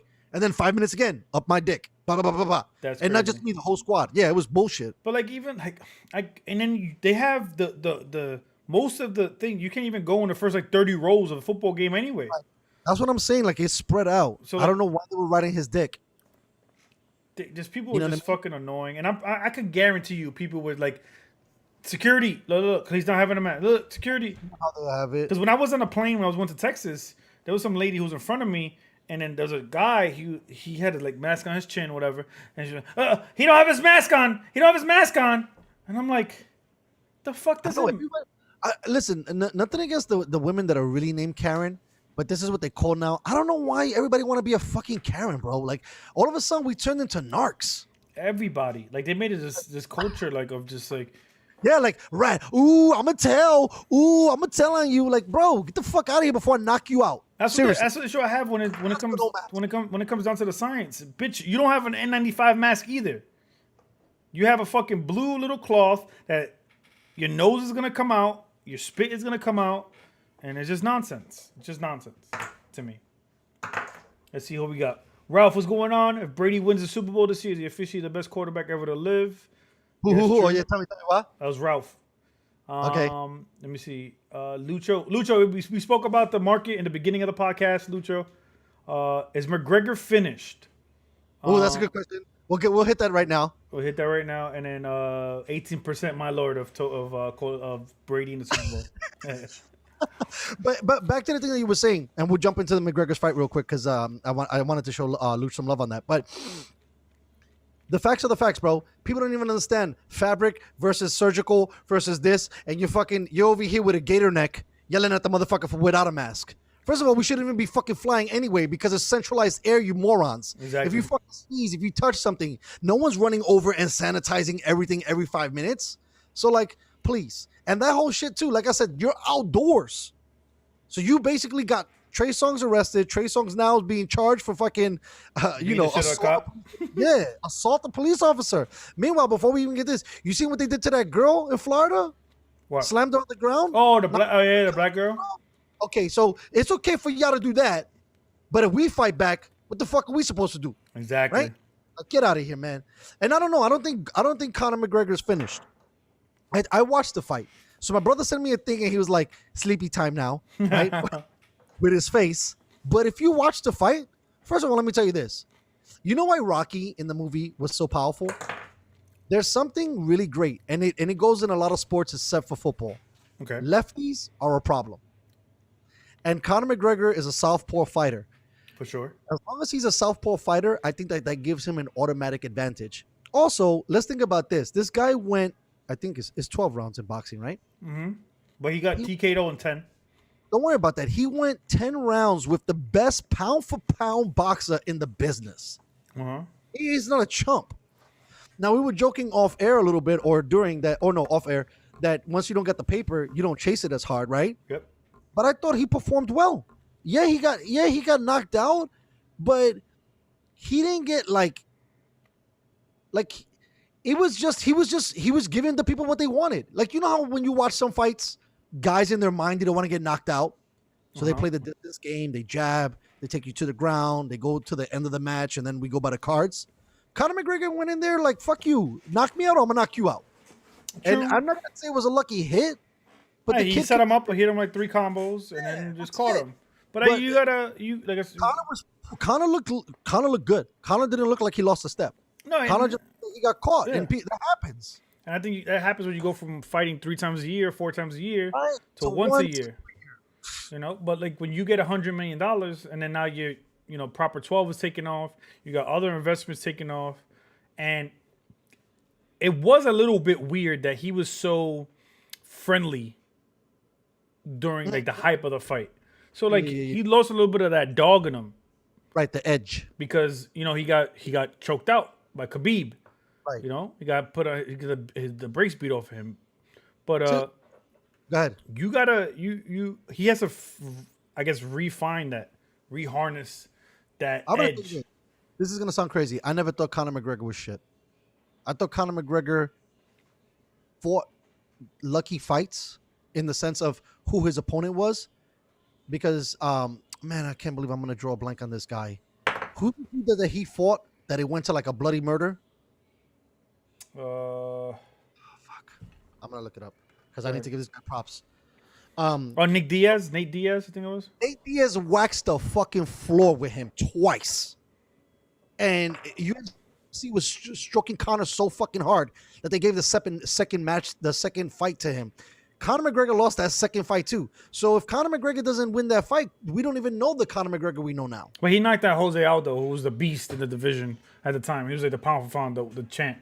So okay, and then McGregor's won championships in 3 different weight classes. So you like that to me doesn't mean jack shit, bro. Nah, you winning being a champion or something, bro. It's something. You can't say nothing. I get it, but what I'm saying is like they're like.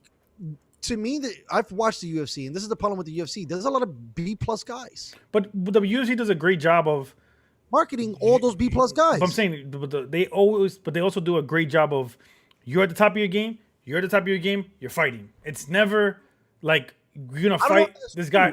As always, bro. Dana White should have fucking booked. First of all, before we even did Khabib or we did any of these other fights, he should have fought Nick Diaz again. But they already did that already. They fought twice, and to me, he lost both times. So, and the second one went to the fifth round, to the final round, and went to judges because Nick Diaz was fucking him up. But Nick Diaz's problem is Nick Diaz has fought so much that Nick Diaz has cuts. Yeah. As soon as he gets, and he fucked up his leg. He fucked his leg up. So that was another thing I was gonna say about the kid too. Like Connor's just like a good boxer, right? In the UFC, Connor has no fucking ground game, and Connor has no fucking kicking game. His stamina sucks too. Yeah, but it's because he's throwing like 90-mile-an-hour pitches the whole time. Like he just doesn't. And when you miss with that shit hurts. It takes like a lot of wind out of you. If you connect, it probably hypes you up.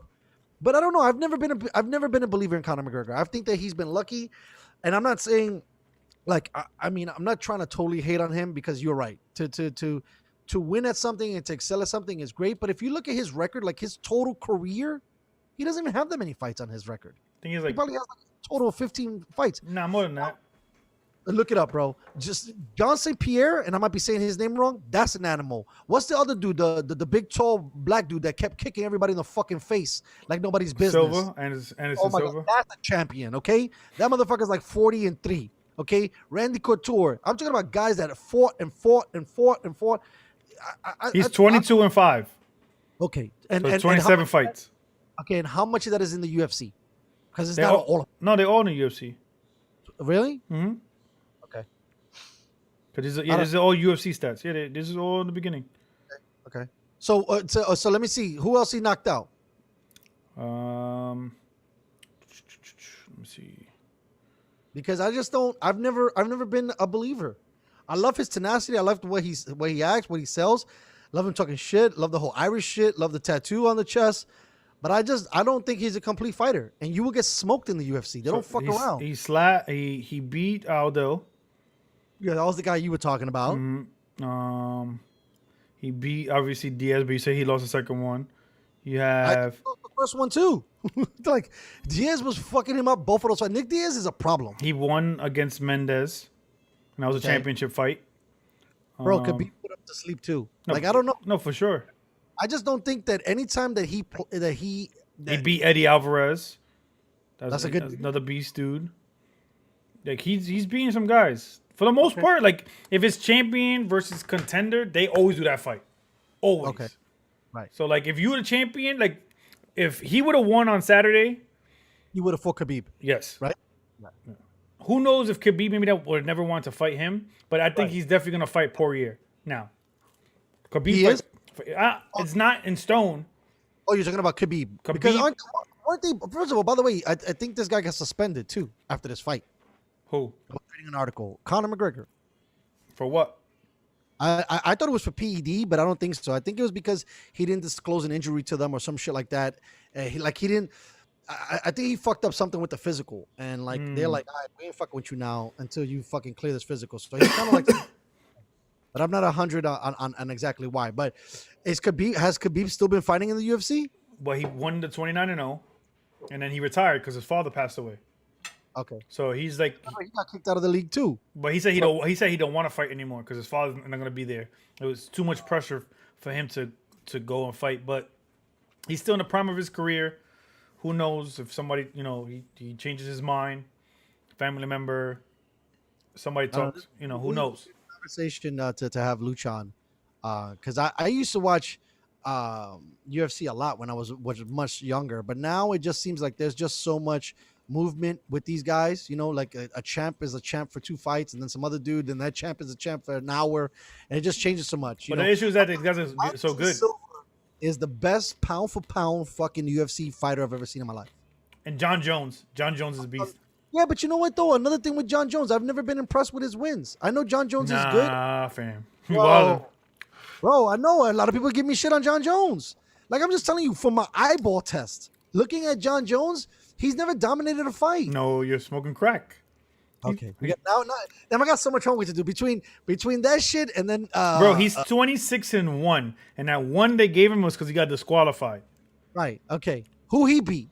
He beat Daniel. He beat tell you right now.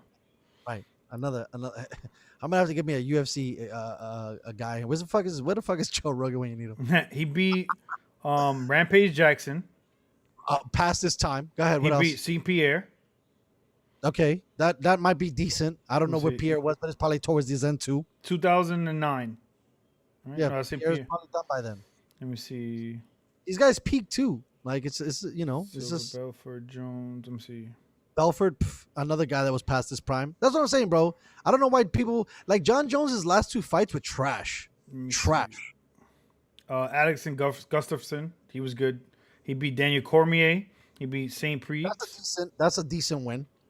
He beat Dominic Reyes. He dominated. I just think for John Jones and like the way people talk about him, he doesn't dominate fights. He doesn't go in there. He's known to be. He's like the greatest. It's him, Khabib, and I forgot who the other guy is. Mighty Mouse. They say those are the 3 greatest fighters of all time. I'm gonna go watch some fucking tape. Because John Jones, for the most part, doesn't have a loss. Like a real, nobody's beating him. Right, but just because you didn't get whacked doesn't mean you're the greatest. And I feel like that's how they gauge him because he never got challenged.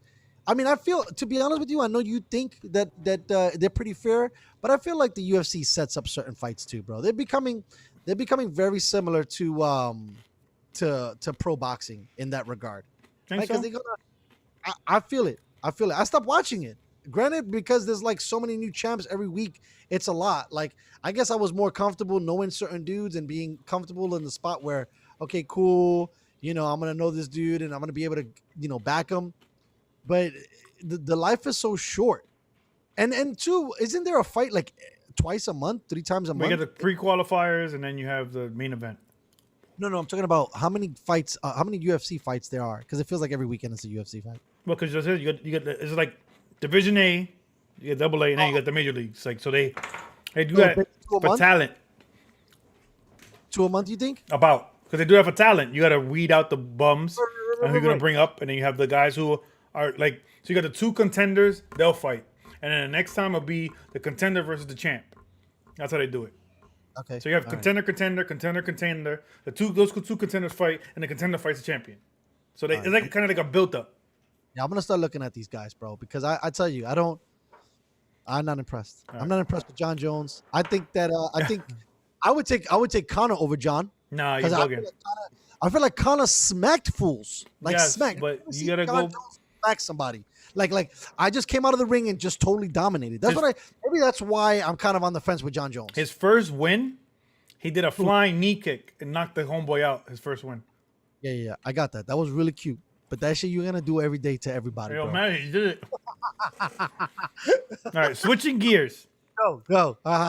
The New York Knicks are actually Oh, what do you think? being okay. Yeah. So the New York Knicks are kind of competitive. They were 500 the other day, but then they lost to Damian Lillard, and I don't know if they've recovered since that loss. They were on a 5-in-a-row streak, and RJ Barrett. Barrett. I keep saying Barnett. Barrett was averaging like 20 plus points and rebounds, and it looks like they got is it a center or the power forward? Julius Randle. All the Randle. He was a Laker. He was drafted by the Lakers. Is that Julius Randle? That same dude? Yeah. Bro, he's dominating. My issue is that Tom Thibodeau, which is the issue I had with some of the guys who I know who are Knicks fans is that he runs players into the ground. Okay, that makes sense. So that's why he was with the Bulls when D Rose got hurt. He was playing. So right now Julius Randle and RJ Barrett are averaging like 39 minutes a game. Okay, but that also could be that there's nobody else. But that's right? You're still running these young guys into the ground. In a sense, right now, cool, but like for your future success, you're gonna burn these guys out. You playing. Even if you're losing, you're saying they got to take some time off. It's 48 minutes in a game. You're paying them almost 40 minutes a game. Okay, what do you think? We'll go right back because I like Tom Thibodeau a lot. I didn't know that. At this point, are you impressed with RJ's performances? I think his shot is still a little funky. Okay. He's a good lefty. I think he still doesn't trust his mid-range game. They need more shooters. And I think that to space the floor a little better for RJ because he's more of a scorer than a shooter. He'll shoot some threes in the flow of the game. He'll take what the game gives him, but they don't have enough spacing on that team. They don't have enough shooting. And it's a good story. Anything that's 500 is better than them being 5-11 or 5-35 or looking like the Pelicans, who have talent, and the Pelicans are looking like dog shit right now. But the Knicks. Yeah, that's what I was gonna say. Do you think, real quick before we go back, is Zion still the prophet? I think to RJ, because they played together in college. Yeah, I think Zion is just in New Orleans, and them hiring Stan Van Gundy, I thought it was a bad hire to begin with. He wasn't successful on the Knicks. He wasn't successful on the Magic. He wasn't that successful in Detroit. And then you hire him to go and then try to be successful on the Pelicans. Like, he went to one NBA Finals. Okay, cool, but he wasn't really a successful coach. So like, I'm a harsh critic on success. So like, you hiring a guy just because he's been in the league a long time isn't the same thing as a guy who's winning. So you hire that's why I had the issue with Tom Thibodeau. Yeah, I was gonna say you could say the same for him. So that's the issue I had with Tom Thibodeau. It was like, all right, cool, you had the Bulls being competitive, got it, but you didn't win anything with those guys. And now you come to the Knicks and people think he's a savior, but I'm like, he's a subpar coach. I think he's like a 51 win percentage. So like, yeah, I'd rather hire a brand new guy or a guy who's up and coming and let that person build something instead of bringing an older guy back in who's really not that successful and build it that way. I would probably hire Tim Thibodeau to be my assistant coach, to be my DC coordinator, and I'm going to hire a head coach who's an offensive-minded coach, and you match those guys together. So, like, I would have if I was a Nets, I would have hired Tom Thibodeau to be my assistant coach. I would have paid him a little extra and had him. So let me ask you, do you think on the flip side, some of these front office moves are made because some of the veteran players and even the younger players respond better to a coach with a history versus getting a young guy who doesn't have the same kind of thing? Because it seems like that's the case in the NBA, unless you're LeBron James. Because LeBron James turns anybody into a GOAT. You know what I mean? Because I could say the same thing about, what's the name of the coach from the Lakers? Because I think he's a bum. Frank Vogel. Yes, garbage. But you got a chip. You can say the same thing about the guy. Actually, I got to take it back. I was going to say the same thing about the dude down in Miami. But that's not Eric Spoelstra. Yeah, another bum. But they went to the playoffs. I mean, they went to the finals. Mm-hmm. So, like, you have to have a culture from the organization top down stating that we're gonna build a new culture. We're not gonna bring somebody in here who doesn't have a winning style. So you bring Tom Thibodeau in, cool. He has a name recognition, but you're gonna build a culture that was Tom Thibodeau, and Tom Thibodeau's culture isn't a winning culture. So like, but don't you bring in Tom Thibodeau because he's a defensive mind coacher, and so you bring him in? So you bring him as an assistant. You pay him a little bit as an assistant, and you go from there. Don't bring him as a head coach. Pay him as a head coach, and then you don't have enough talent to give him. I got you. That makes sense. Now, do you think the it's funny because you say culture and all this other shit. I don't, based on what you're saying, Tom Thibodeau is even extra garbage, right? Mm-hmm. Because the Knicks defense is trash. Every time I watch these guys, it's like 100 to 110. They got smoked. They give up mad points to fucking Dame. Then on that 5 game winning streak, they were getting smoked. They just ended up outscoring the other team. That's all there was, right? So if anything, that proves more your point. Because all right, cool. You might not be a winning guy, but okay, you're gonna bring it in here, and I know that we're not gonna let teams score more than 90. But if every time I turn on the TV, it's 110 to 115, I'm like, bro. Yep, sometimes 120, 125. That's how the games end, bro. Yep. It's crazy. They're like the fucking Brooklyn Nets. The same thing with the Brooklyn Nets. They got no defense over there because of Steve Nash and Mike D'Antoni. No. Is this a problem now with the NBA? Is the NBA now turning into like don't hit the quarterback type of shit? Where they just want to run up the score? There's several things going on with the NBA. So One, you got players who are more skilled. So The scoring is going to be higher for score sure. is going to be higher because you got these guys shooting close to 40% from three. Right. So that means every time you shoot 10, if you shoot 10 threes, 4 are going in. Mhm. So, if you shoot 40, you project it over, you're hitting almost 15 threes a game. So that's just going to happen by accident. Then you got these guys that are more efficient at the rim, which is around 60 to 70% at the rim because everything's so spaced out. So, Shit. so you're going to get lanes and shit. So unless you have everybody who's on a string defensively, it's a little tough. So Okay. I'm not bailing these guys out, but No, but that makes sense because we're not in the fucking 90s anymore. We're in correct. the fucking thousands. You got these guys who play basketball all year. All they do is basketball. Where in the '90s, these guys had jobs and shit. had like selling car insurance, like type shit. So that's gonna make an effect. That's one. Two, possessions are higher. What does that mean? Possessions are higher. There's more possessions now than there were in the '90s. So there's more scoring opportunities because the game is played at a faster pace. Got you. So you have that. But then you have the guys who just don't want to play defense. It's all about effort. Defense is all about effort. Yeah, I'm sure. Defense that's why and I think rebounding. in the playoffs, right? And a lot of teams get kind of shell shocked, Exactly. right? Because now you're not gonna be fucking running that lane on me, Papa. You're gonna Exactly. I'm a hard foul, pow, go to the line. That's right? why in the playoffs is a lot different. Yes. You'll have maybe the two teams who don't play defense play each other, but when one team only doesn't play any defense, run into a team that does play defense, you can see tell. it. Yeah, I've seen it. I seen it this last season. I watched all the games, YouTube recap, but I was like, wait, this ain't the regular season, Papa. That's why James Harden has struggled every time when it comes to regular season.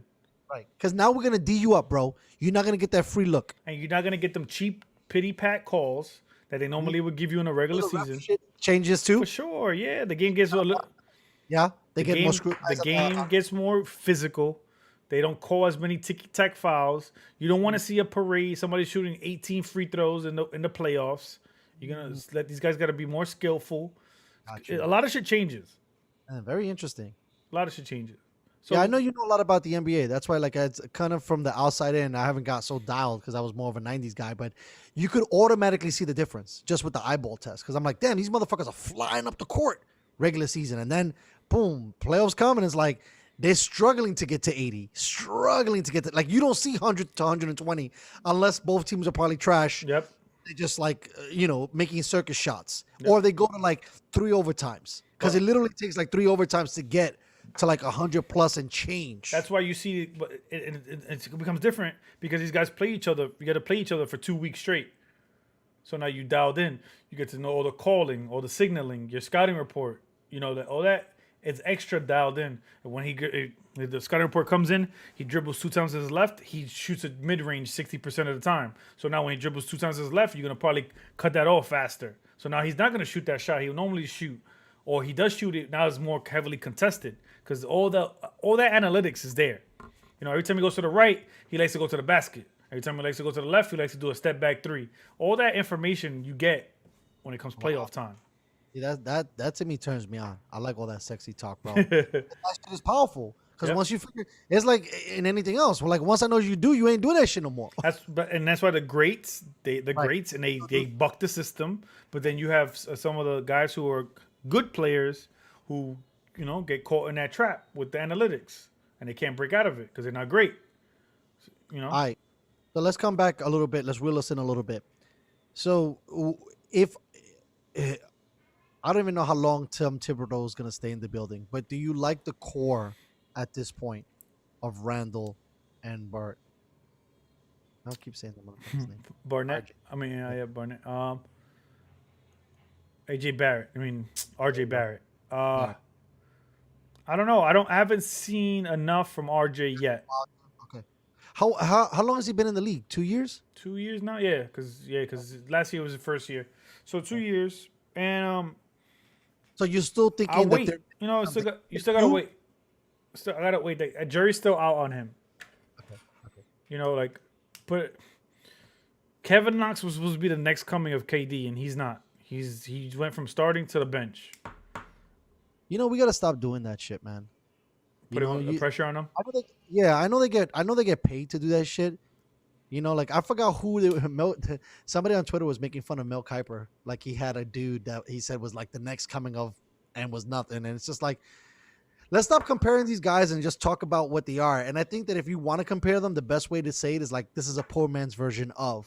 But when you say this is the next coming of Kevin Durant, that's a fucking heavy crown to put on somebody out the gate, bro. Because Kevin Durant is an animal. Yep. And, you know, I think it even took Kevin a little bit to really, really, really get dialed. You know what I mean? He was a walking bucket when he came in. I get you. But if you look at year 2, year 3, year 4, probably be even better, way more polished, right? Yeah. So that's what I'm saying. Like, bringing it full circle to what we were talking about before, shout out to Don Casey. I think that, and I know you believe, they should do just like the NFL. You stay 3 years. We get the best quality product we could get. And you probably get more sensational players out the gate than having to get these one and done guys who have a lot of work to do. Because or this is another thing you could do. Get the G League more popping. That you could do that too. But what you can do is have the contracts similar to the NFL. So these guys' contracts are like 4 years, right? Mm-hmm. Normally, your rookie deals are like 4 years mostly. If you have a deal where it's 5 years, 4 years and an option, then you get to see, because normally coming out of college, you'll be going into your 4th year, quote unquote. So at least you'll get got you. 2 years of more of evaluation, as opposed to you get somebody for 4 years and then their contract is up and then you're forced to pay these guys. Right. And then they're not the complete player, and obviously we have seen that takes a toll. Yep. From your experience, because I'm so dialed in the NFL, are we getting a lot of guys in the NBA from the Kentuckys, from the Kansases, or is it more of a mixed pod that we get guys from everywhere? You're getting a lot of guys now from overseas. So like a lot of top picks are normally going in the top 10. It's at least 2 or 3 European guys now. But what do you think? European game? You believe that are they a more complete player? Yeah, because they're playing at fucking 10 years old. They're going professional. They're playing for their country. They're not playing in bullshit college shit. Exactly. So that's why like Luka's came in polished. Luka went pro at 13, 14. About Giannis, correct? Giannis, he was just a freak of nature. He was just 6'9". What I'm saying is he was playing young too. Yeah, for sure. Yeah. Overseas player as well. Yeah. And he had to change his game because he was kind of a skinny kid. Yep, and you just hit the weights. But it's a for whatever reason, American, like the American college system, I feel like isn't producing the best quality content, best quality player. Because I know a lot of people who are in the hood who will cook you, and that's how. Why are we not going there? Like, why are they not going out the box to get guys? Because I could agree with that shit crazy. I'd be hanging out at Rucker Park, and I'd be like, you. Let's try out. Yeah, something. Yep, let's go. But let's go. It's a weird time. These guys are more skillful now, but a lot of these guys are not coming up hungry. Like, these guys are being babied from 10, 11, 12, 13. Since they're a kid type of shit. You know, you're LeBron James syndrome without being LeBron James. You're 14 years old. You're 6'4". Like, and you're the best player in the whole entire nation. I mean, not in the nation, but in your neighborhood and shit. In your neighborhood, and in your class, and then probably in your school district. Right. So like they're coddled. So you wanna come play for my AAU team? I'll get you sneakers. Blah blah. We'll get you this. We'll get you that. So they're already starting conditions to get coddled at 14 years old, 13 years old. No hunger, huh? So like you get to college. I got 18, 19 D1 scholarships, 22 D1 scholarships. So you have all that going on. Then there's no hunger. So then you have like Donovan Mitchell's come out, who went unnoticed. You got Damian Lillard, who came out from Weber State, unnoticed. You get these guys who didn't go to the top 5 Power 5 schools, and are dominating. Most of these guys are not. Steph Curry went to Davidson. Right, I know that. Like a lot of these guys are not coming out from Kentucky. Right. Anthony Davis, yeah, but Anthony Davis hasn't won shit until he joined up with LeBron. Right. Devin Booker has been losing in Phoenix, and he was in Kentucky. So a lot of these big name guys, Jason Tatum was at Duke, hasn't done anything. He's a good player, but hasn't done anything. So a lot of the superstars. If you go to superstars, Kevin Durant went to Texas. Is not a powerhouse. Right. James Harden went to Arizona. I think Arizona State. I think he went to. Yeah, another not powerhouse. They're a football team or a football school. You know, so like. What about Kyrie? Kyrie went to Duke, but Kyrie was injury prone in college. He only played 5 games in college, and then he's been injury prone his entire career in the NBA. And to me, Kyrie's not a superstar. I think he's a star. No, I get you. I'm just saying, like, just trying to figure out all these maps. So it's true what you're saying. So a lot of the dudes that have come from West Bubblefuck are dominating better than some of the dudes that are coming from traditional powerhouse schools, and they're having a harder time maybe making some of the transitions and performing at a higher level because of many things that you were saying. Because I'm sure if you're going into a fucking Duke, Kentucky, I mean, we all seen the movie He Got Game, right? Like, that's got to be happening every goddamn all the time, right? All the time, yep. Because you can even look at like Karl Anthony Towns, another guy. He's talented, but he came from a Power 5 school. He came from, I think, Kentucky, but like they suppressed him in there. So like Karl Anthony Towns has a jump shot, but in college, he's a 6'10" kid who you force to put him on the block. Where in NBA now it's kind of positionless basketball. Right. You got a whole bunch of 6'8", 6'7" dudes just running around. Everybody's a fucking monsters, like Space Jam. Exactly. So a lot of these guys who are dominant, Luka overseas. Kawhi came from, I think he came from Arizona as well. So like, there's not a lot of guys who are coming from these top 5 schools. So now we got to do what the NBA got to do is polish up their G League system. Yes. Polish it up. Pay these guys a certain amount of money. Have the guys go and put insurance on their knees or on their shoulders, whatever the case may be. While you're in the G League, if you blow a tendon out, you know, you get paid. And if you could come back, you come back. If you're not, at least you're kind of financially stable. So that's how I see it. I agree. I think that, you know, something's gotta happen, to be honest with you, because I mean, like you said, and we'll leave it at this. If you're telling me that pros are saying that these guys don't know basketball, that's crazy, bro. Yep. Right? Something's got to change. But I guess at this point, it doesn't matter because the NBA right now is probably, is second place. Yep. And a lot of it has to do with the scoring and the no defense and just all these, you know, savages playing out there and killing it. So I don't think the NBA looks at it as a problem. They're just going to keep on putting in dudes and just cycle what they can. Yeah, a lot of little hidden underlying things are in the game where if they brought back like hand checking, I think it would be a little bit better. You know, you bring back a little bit of defense, a little bit of physicality. But I'm surprised that I mean, I know they want scoring, so it's written on the wall. All right, so talking about defense.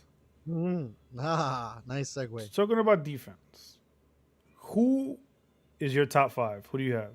All right, so I looked at DBs. We're doing defensive backs, guys. We're gonna do defensive backs. Okay. In the NFL. So I look at this list that they just gave me random dudes.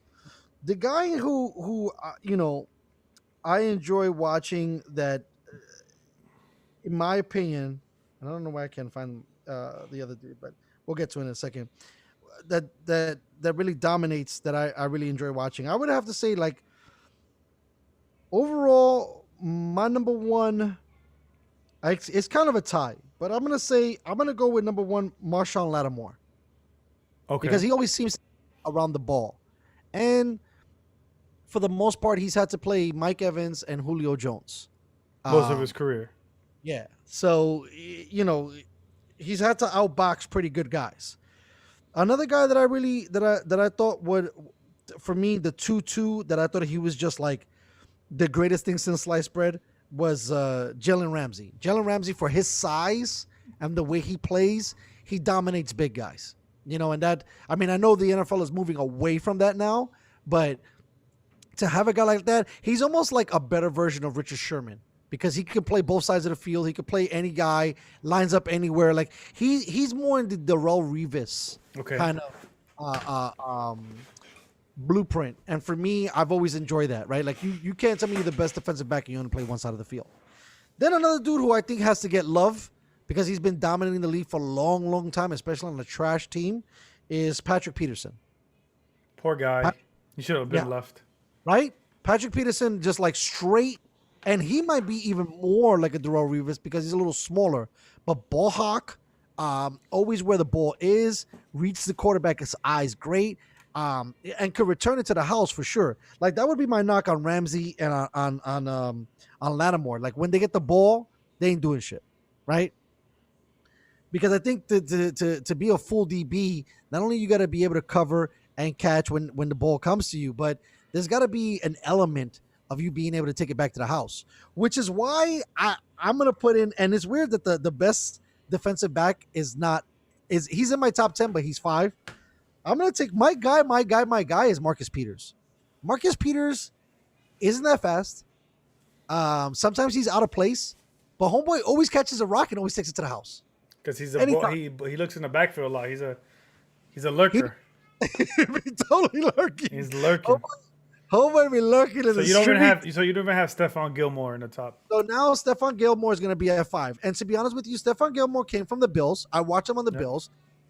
When he came from the Bills, he was like a second or a third DB. And under Belichick, he's became the greatest defensive back of all time. I don't believe. He's been burnt a lot of times. I think this year, but last year he was on another level. But last year you played patty teams, bro. Like think about this: you played the Dolphins twice, you played the Bills twice, and you played the Jets twice. So come on, bro. Like that's cookies all day, and you've been playing those whack ass teams for a minute, right? And now think about this: when Tom Brady, right, was playing you, you got cooked. You didn't. It wasn't like, oh my God, Stephon Gilmore is going to be playing Tom Brady because when he was on the Bills, he wasn't doing shit. It wasn't. I feel like he's more scheme oriented. What about Marlon Humphrey? I like Marlon Humphrey too. Marlon Humphrey comes in at like 6. I also put in Chris Harris there too, because Chris Harris is another ball hawk.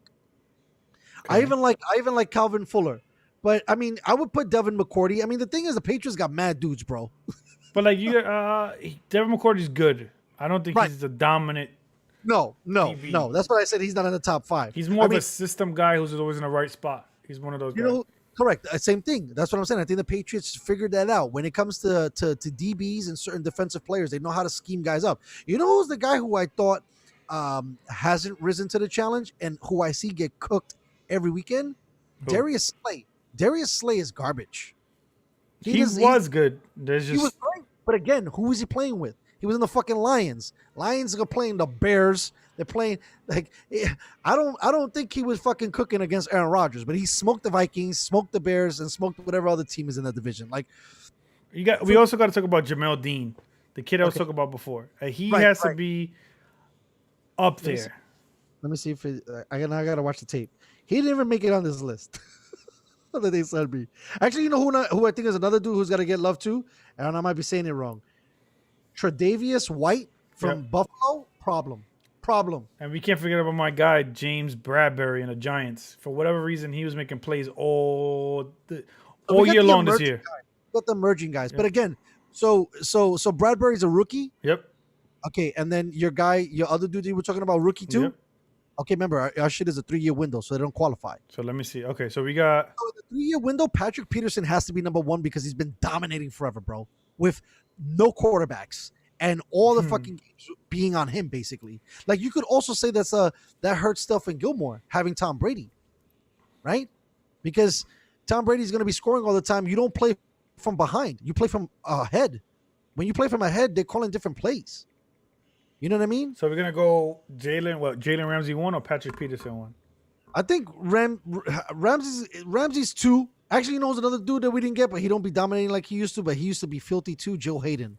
Joe used to be crazy. And Richard Sherman makes the top 10 list, but it's only during his time in Seattle. But yeah, I'm going to put Patrick Peterson. Let me see here. Let me look at these numbers real quick. Hold on. Because we gotta see numbers. Just touch the name, baby. Because I remember I told you I don't even know how they score these guys. But if it was me, I would put Patrick Peterson 1, Jalen Ramsey 2. And I would put, just in the sense of the ball hawk, I would even put Marcus Peters up there too. At 3. What was this? Yeah, why can't I just? I just always see he gets cooked a lot. Let's get cooked a lot. I just like that he has a return game. So maybe you're right. Maybe he does get cooked a lot. So I would probably I gotta put Stephon in there, top 3.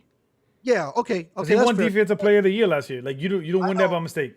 Like you win Defensive Player of the Year. Hold on. That's not 100% true because fucking Russell Wilson has been one of the best fucking quarterbacks in the building. It has to do with favoritism and writers. And there's a lot of fucking writers in Boston. And every time I watch an ESPN show, I want to vomit because every fucking person on that show is either from New York or from Boston. So there's a little bit of a coattailing when it comes to that. I want to look up these dudes' numbers. Another guy was Derwin James, but he just can't stay healthy, man. Right. That's not. So that's what I'm saying. Patrick Peterson has never been injured. And he's been in the building for like 10 years, if not more. Jalen Ramsey, too. Jalen Ramsey was dominating on a garbage team, Jacksonville. He made Jacksonville's defense relevant, and the moment he left, they fell apart, right? And so then you go Stephen Gilmore at 3, because Stephen Gilmore has been dominating for sure. But again, who's he been dominating, right? Like, Patrick Peterson has punk dudes. Like, Patrick Peterson, like, if you think he travels. Yeah, right. Like, that's why I say for me, it's a slam dunk one. And the same thing for Ramsey. Ramsey travels too. Like, I feel like if Donald was a little bit better, they would have fucking hosed Green Bay. Because he shut down fucking Devontae Adams. That is no easy thing to do. That is not. Devontae Adams is one of the best receivers in the game. So what's the list? So we're going to go Patrick Peterson, Jalen Ramsey, Stephen Gilmore. And based on what they showing me here, I just want to see these stats. I'm having a hard time pulling this shit up. Marlon Humphreys, probably 4. Wait a minute. Let me see. Marlon Humphreys, I think, has a problem staying healthy, too. I'm going to put Marshawn Lattimore at 4. Because that dude, he makes the Saints fucking awesome. And then it's like a 3-way tie between Humphreys, White, and Harris. Because Harris is another dude that just be fucking cooking fools. Okay. So I think that rounds it out. I mean, the sad part is that the people don't gush about these guys enough. Hold on. Why didn't you let me do that? Let me see. 10 safeties. I don't want to see that. I want to see. Why don't they got stats? Let's go stats. I want to see stats because that shit to me, best cornerback stats. Let's see what we got. Wow, that's crazy. Is that this year? When was this article written? This guy, I like this kid too. That kid from Tampa Bay. Told you, Jamel Dean. Now they got another. Carlson Davis. Yeah, homeboy is just doing it. And then look at this. This is like I guess they're the passes defended. Okay. Davis 21. Xavier and Howard from that. Xavier and Howard also from the Miami Dolphins is emerging. 20. I also like this kid too, but he has a hard time staying healthy too. Denzel Ward from the Cleveland Browns. He's an undersized dude, but he be everywhere. Your boy James Bradbury made the list with 18 passes defended, right? Then this is another dude. I don't know how the fuck Ron Rivera did this. How the fuck overnight he turned the Washington defense into like a top 5 defense overnight? Because they get this guy named Ron Darby, 17 passes. That was Ronald Darby, right? Yeah. I think he used to play on Denver, if I'm not mistaken. Okay, that'd be fair. Then Jair Alexander, who he's another dude. He be getting plays. 16 passes defended. Your boy Malcolm Butler, I know you don't believe, but Malcolm Butler be cooking too. He 16 passes defended. Okay. And then the Chicago Bears, I hope I say it right. Jalen Johnson, 15, and then Marshawn Lattimore. And then there's a cliff because my guy's not even in here. Like White only had 13 passes. Joe Hayden had 12. I mean, these Marlon Humphrey had 12. You know, it's funny because he's a safety, but Michael Fitzpatrick, when we do safeties, that guy is just. He's like a hybrid. They have him sometimes. He's totally a fucking hybrid. I'm like, bro, this guy he's just killing it. Because sometimes he'll be playing DB and like he's a hybrid. That's why I said they're dangerous, that team. That they're able to like do so many things. I told you, bro. Like I know going full circle back for a second. Deshaun to the Steelers wouldn't be a bad idea. I was just gonna say that. And bring fucking JJ with him. Trade that out. Tell Ben to piece it out. I love you. Have a good night. It was a good run because he's already set. There's nothing to do. That's why if I'm Deshaun Watson, I don't know if I want to go to a rebuild.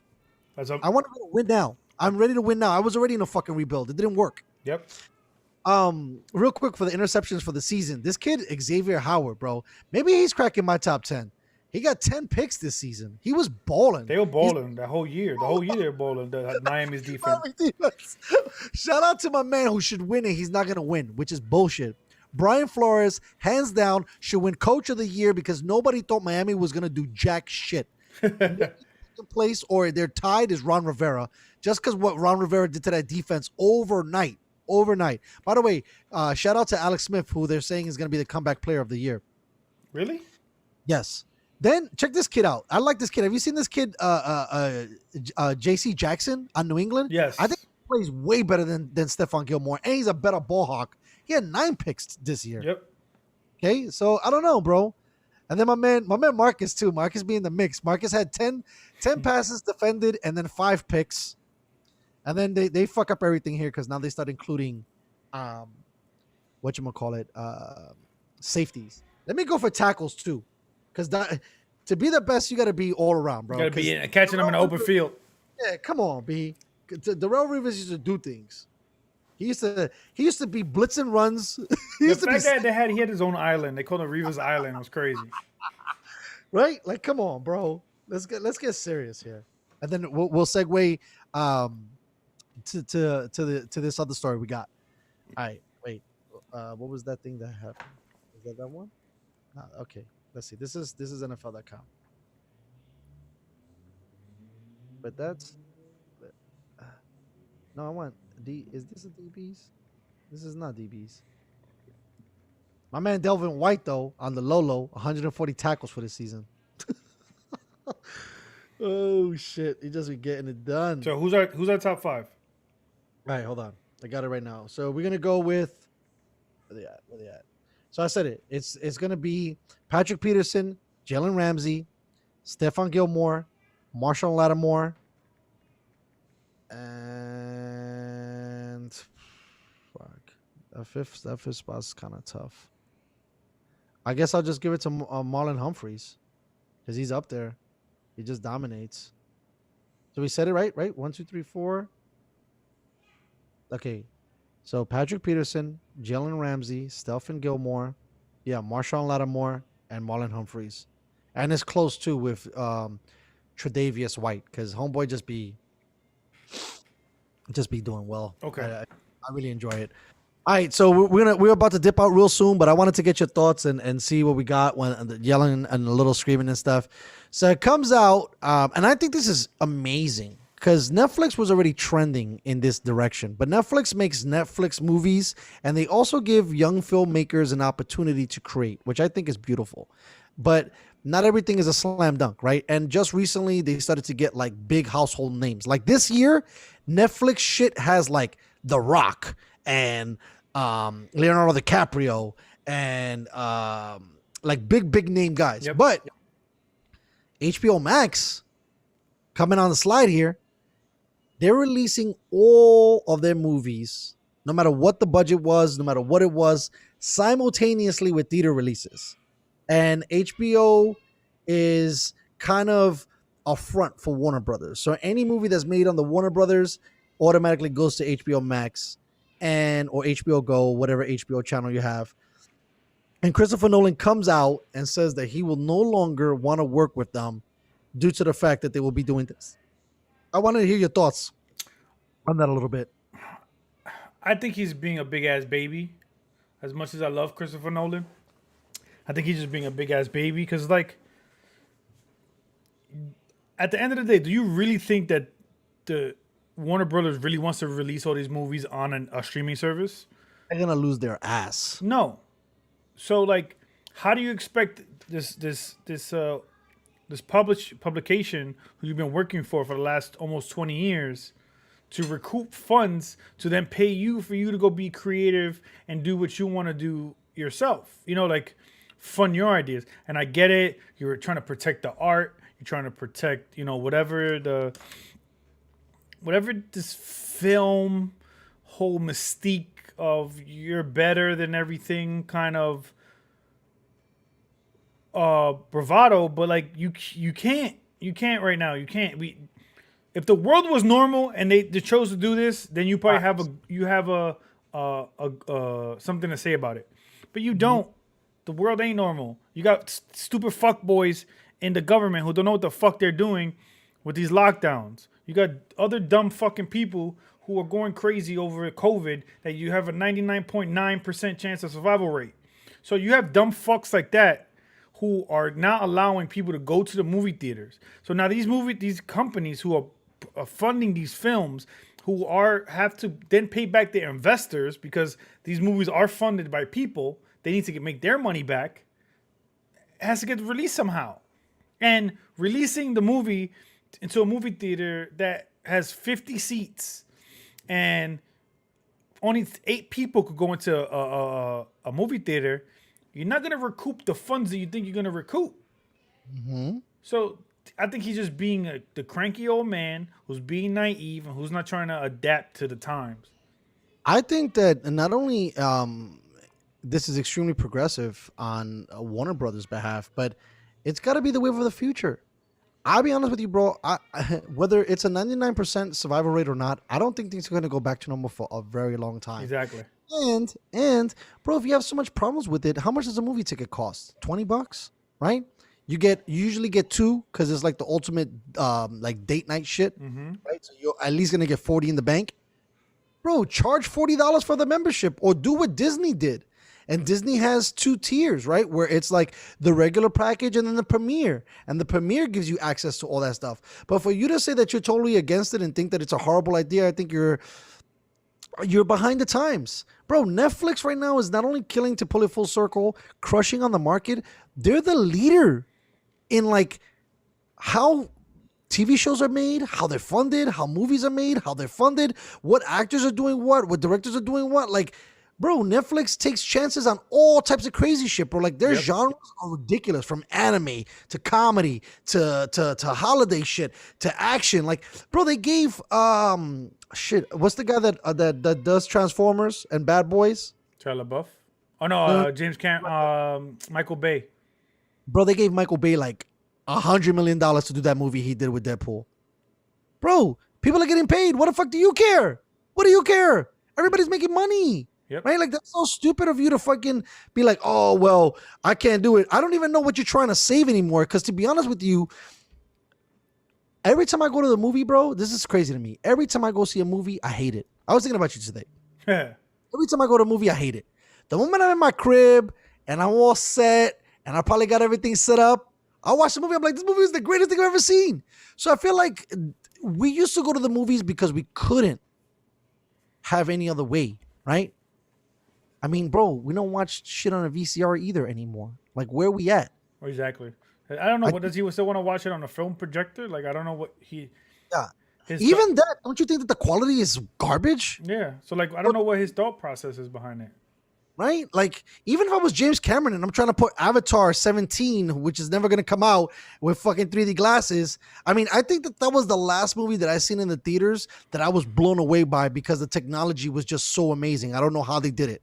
I thought the movie was whack, but I agree with you. No. Forget about what the visual. Just the visual. Yeah. Like, what is happening to my eyes?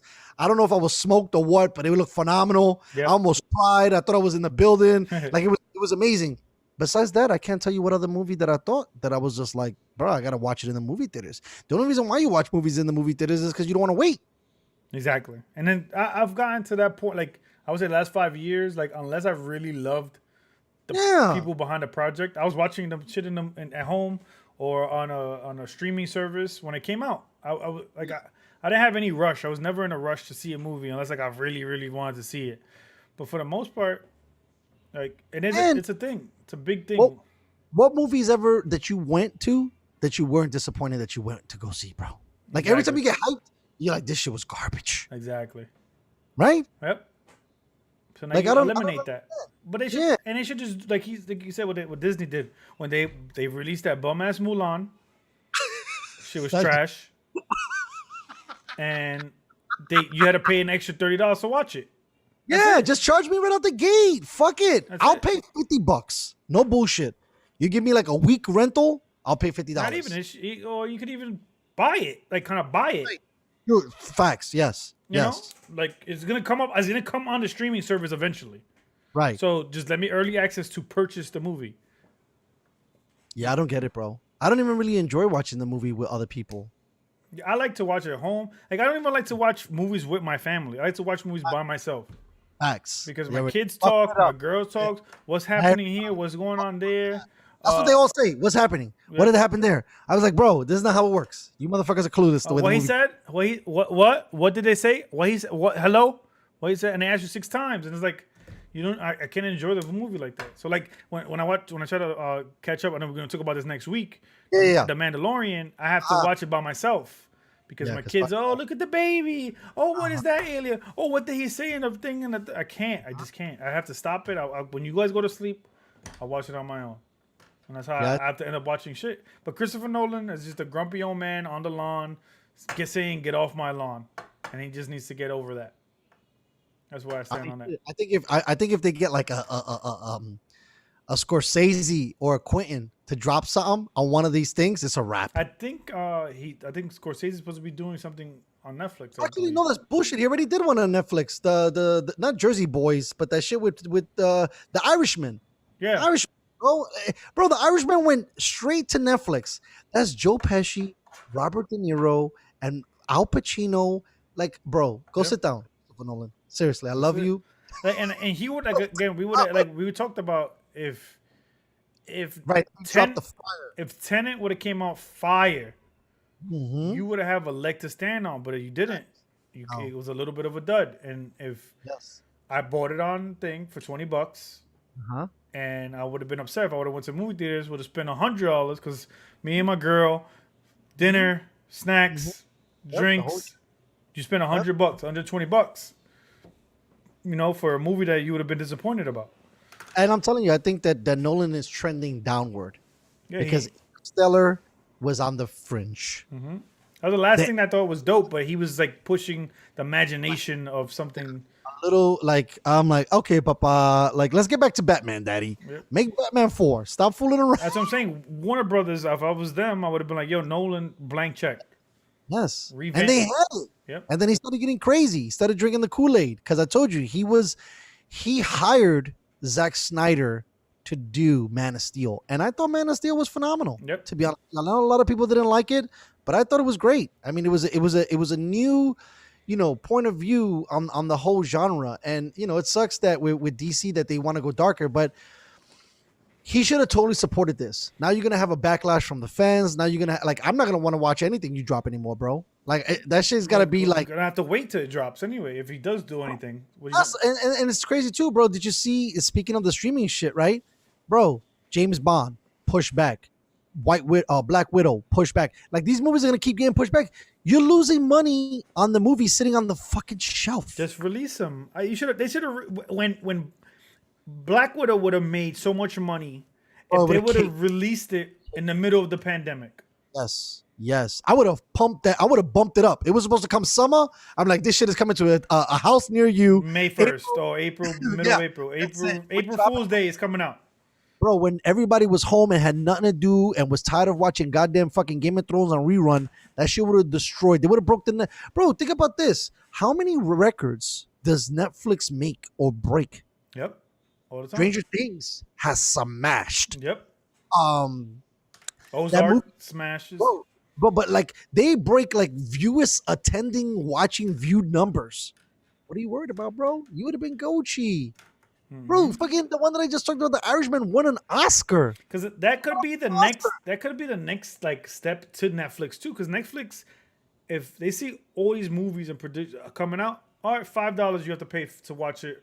Yes, I would raise the price if you guys are worried about, especially now. We need the dough, or they need the dough, but I don't think they need the dough. They've been sitting out for years, but it does cost a lot of money to make a movie. Yep. It costs at least $100 million.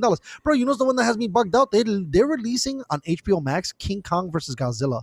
There's no way that movie costs less than $200 million.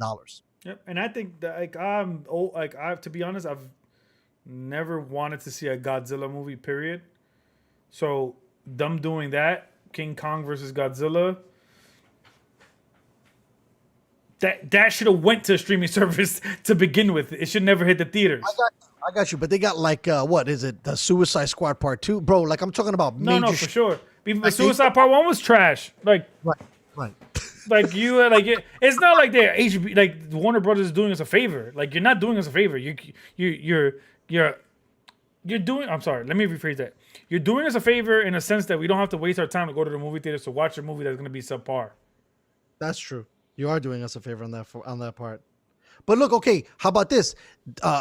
In a couple of days, and maybe we should watch this, and we could do our film critique on this for next week if it's not The Mandalorian. 29th, right? Thing comes out. I think what Yeah. they're talking about.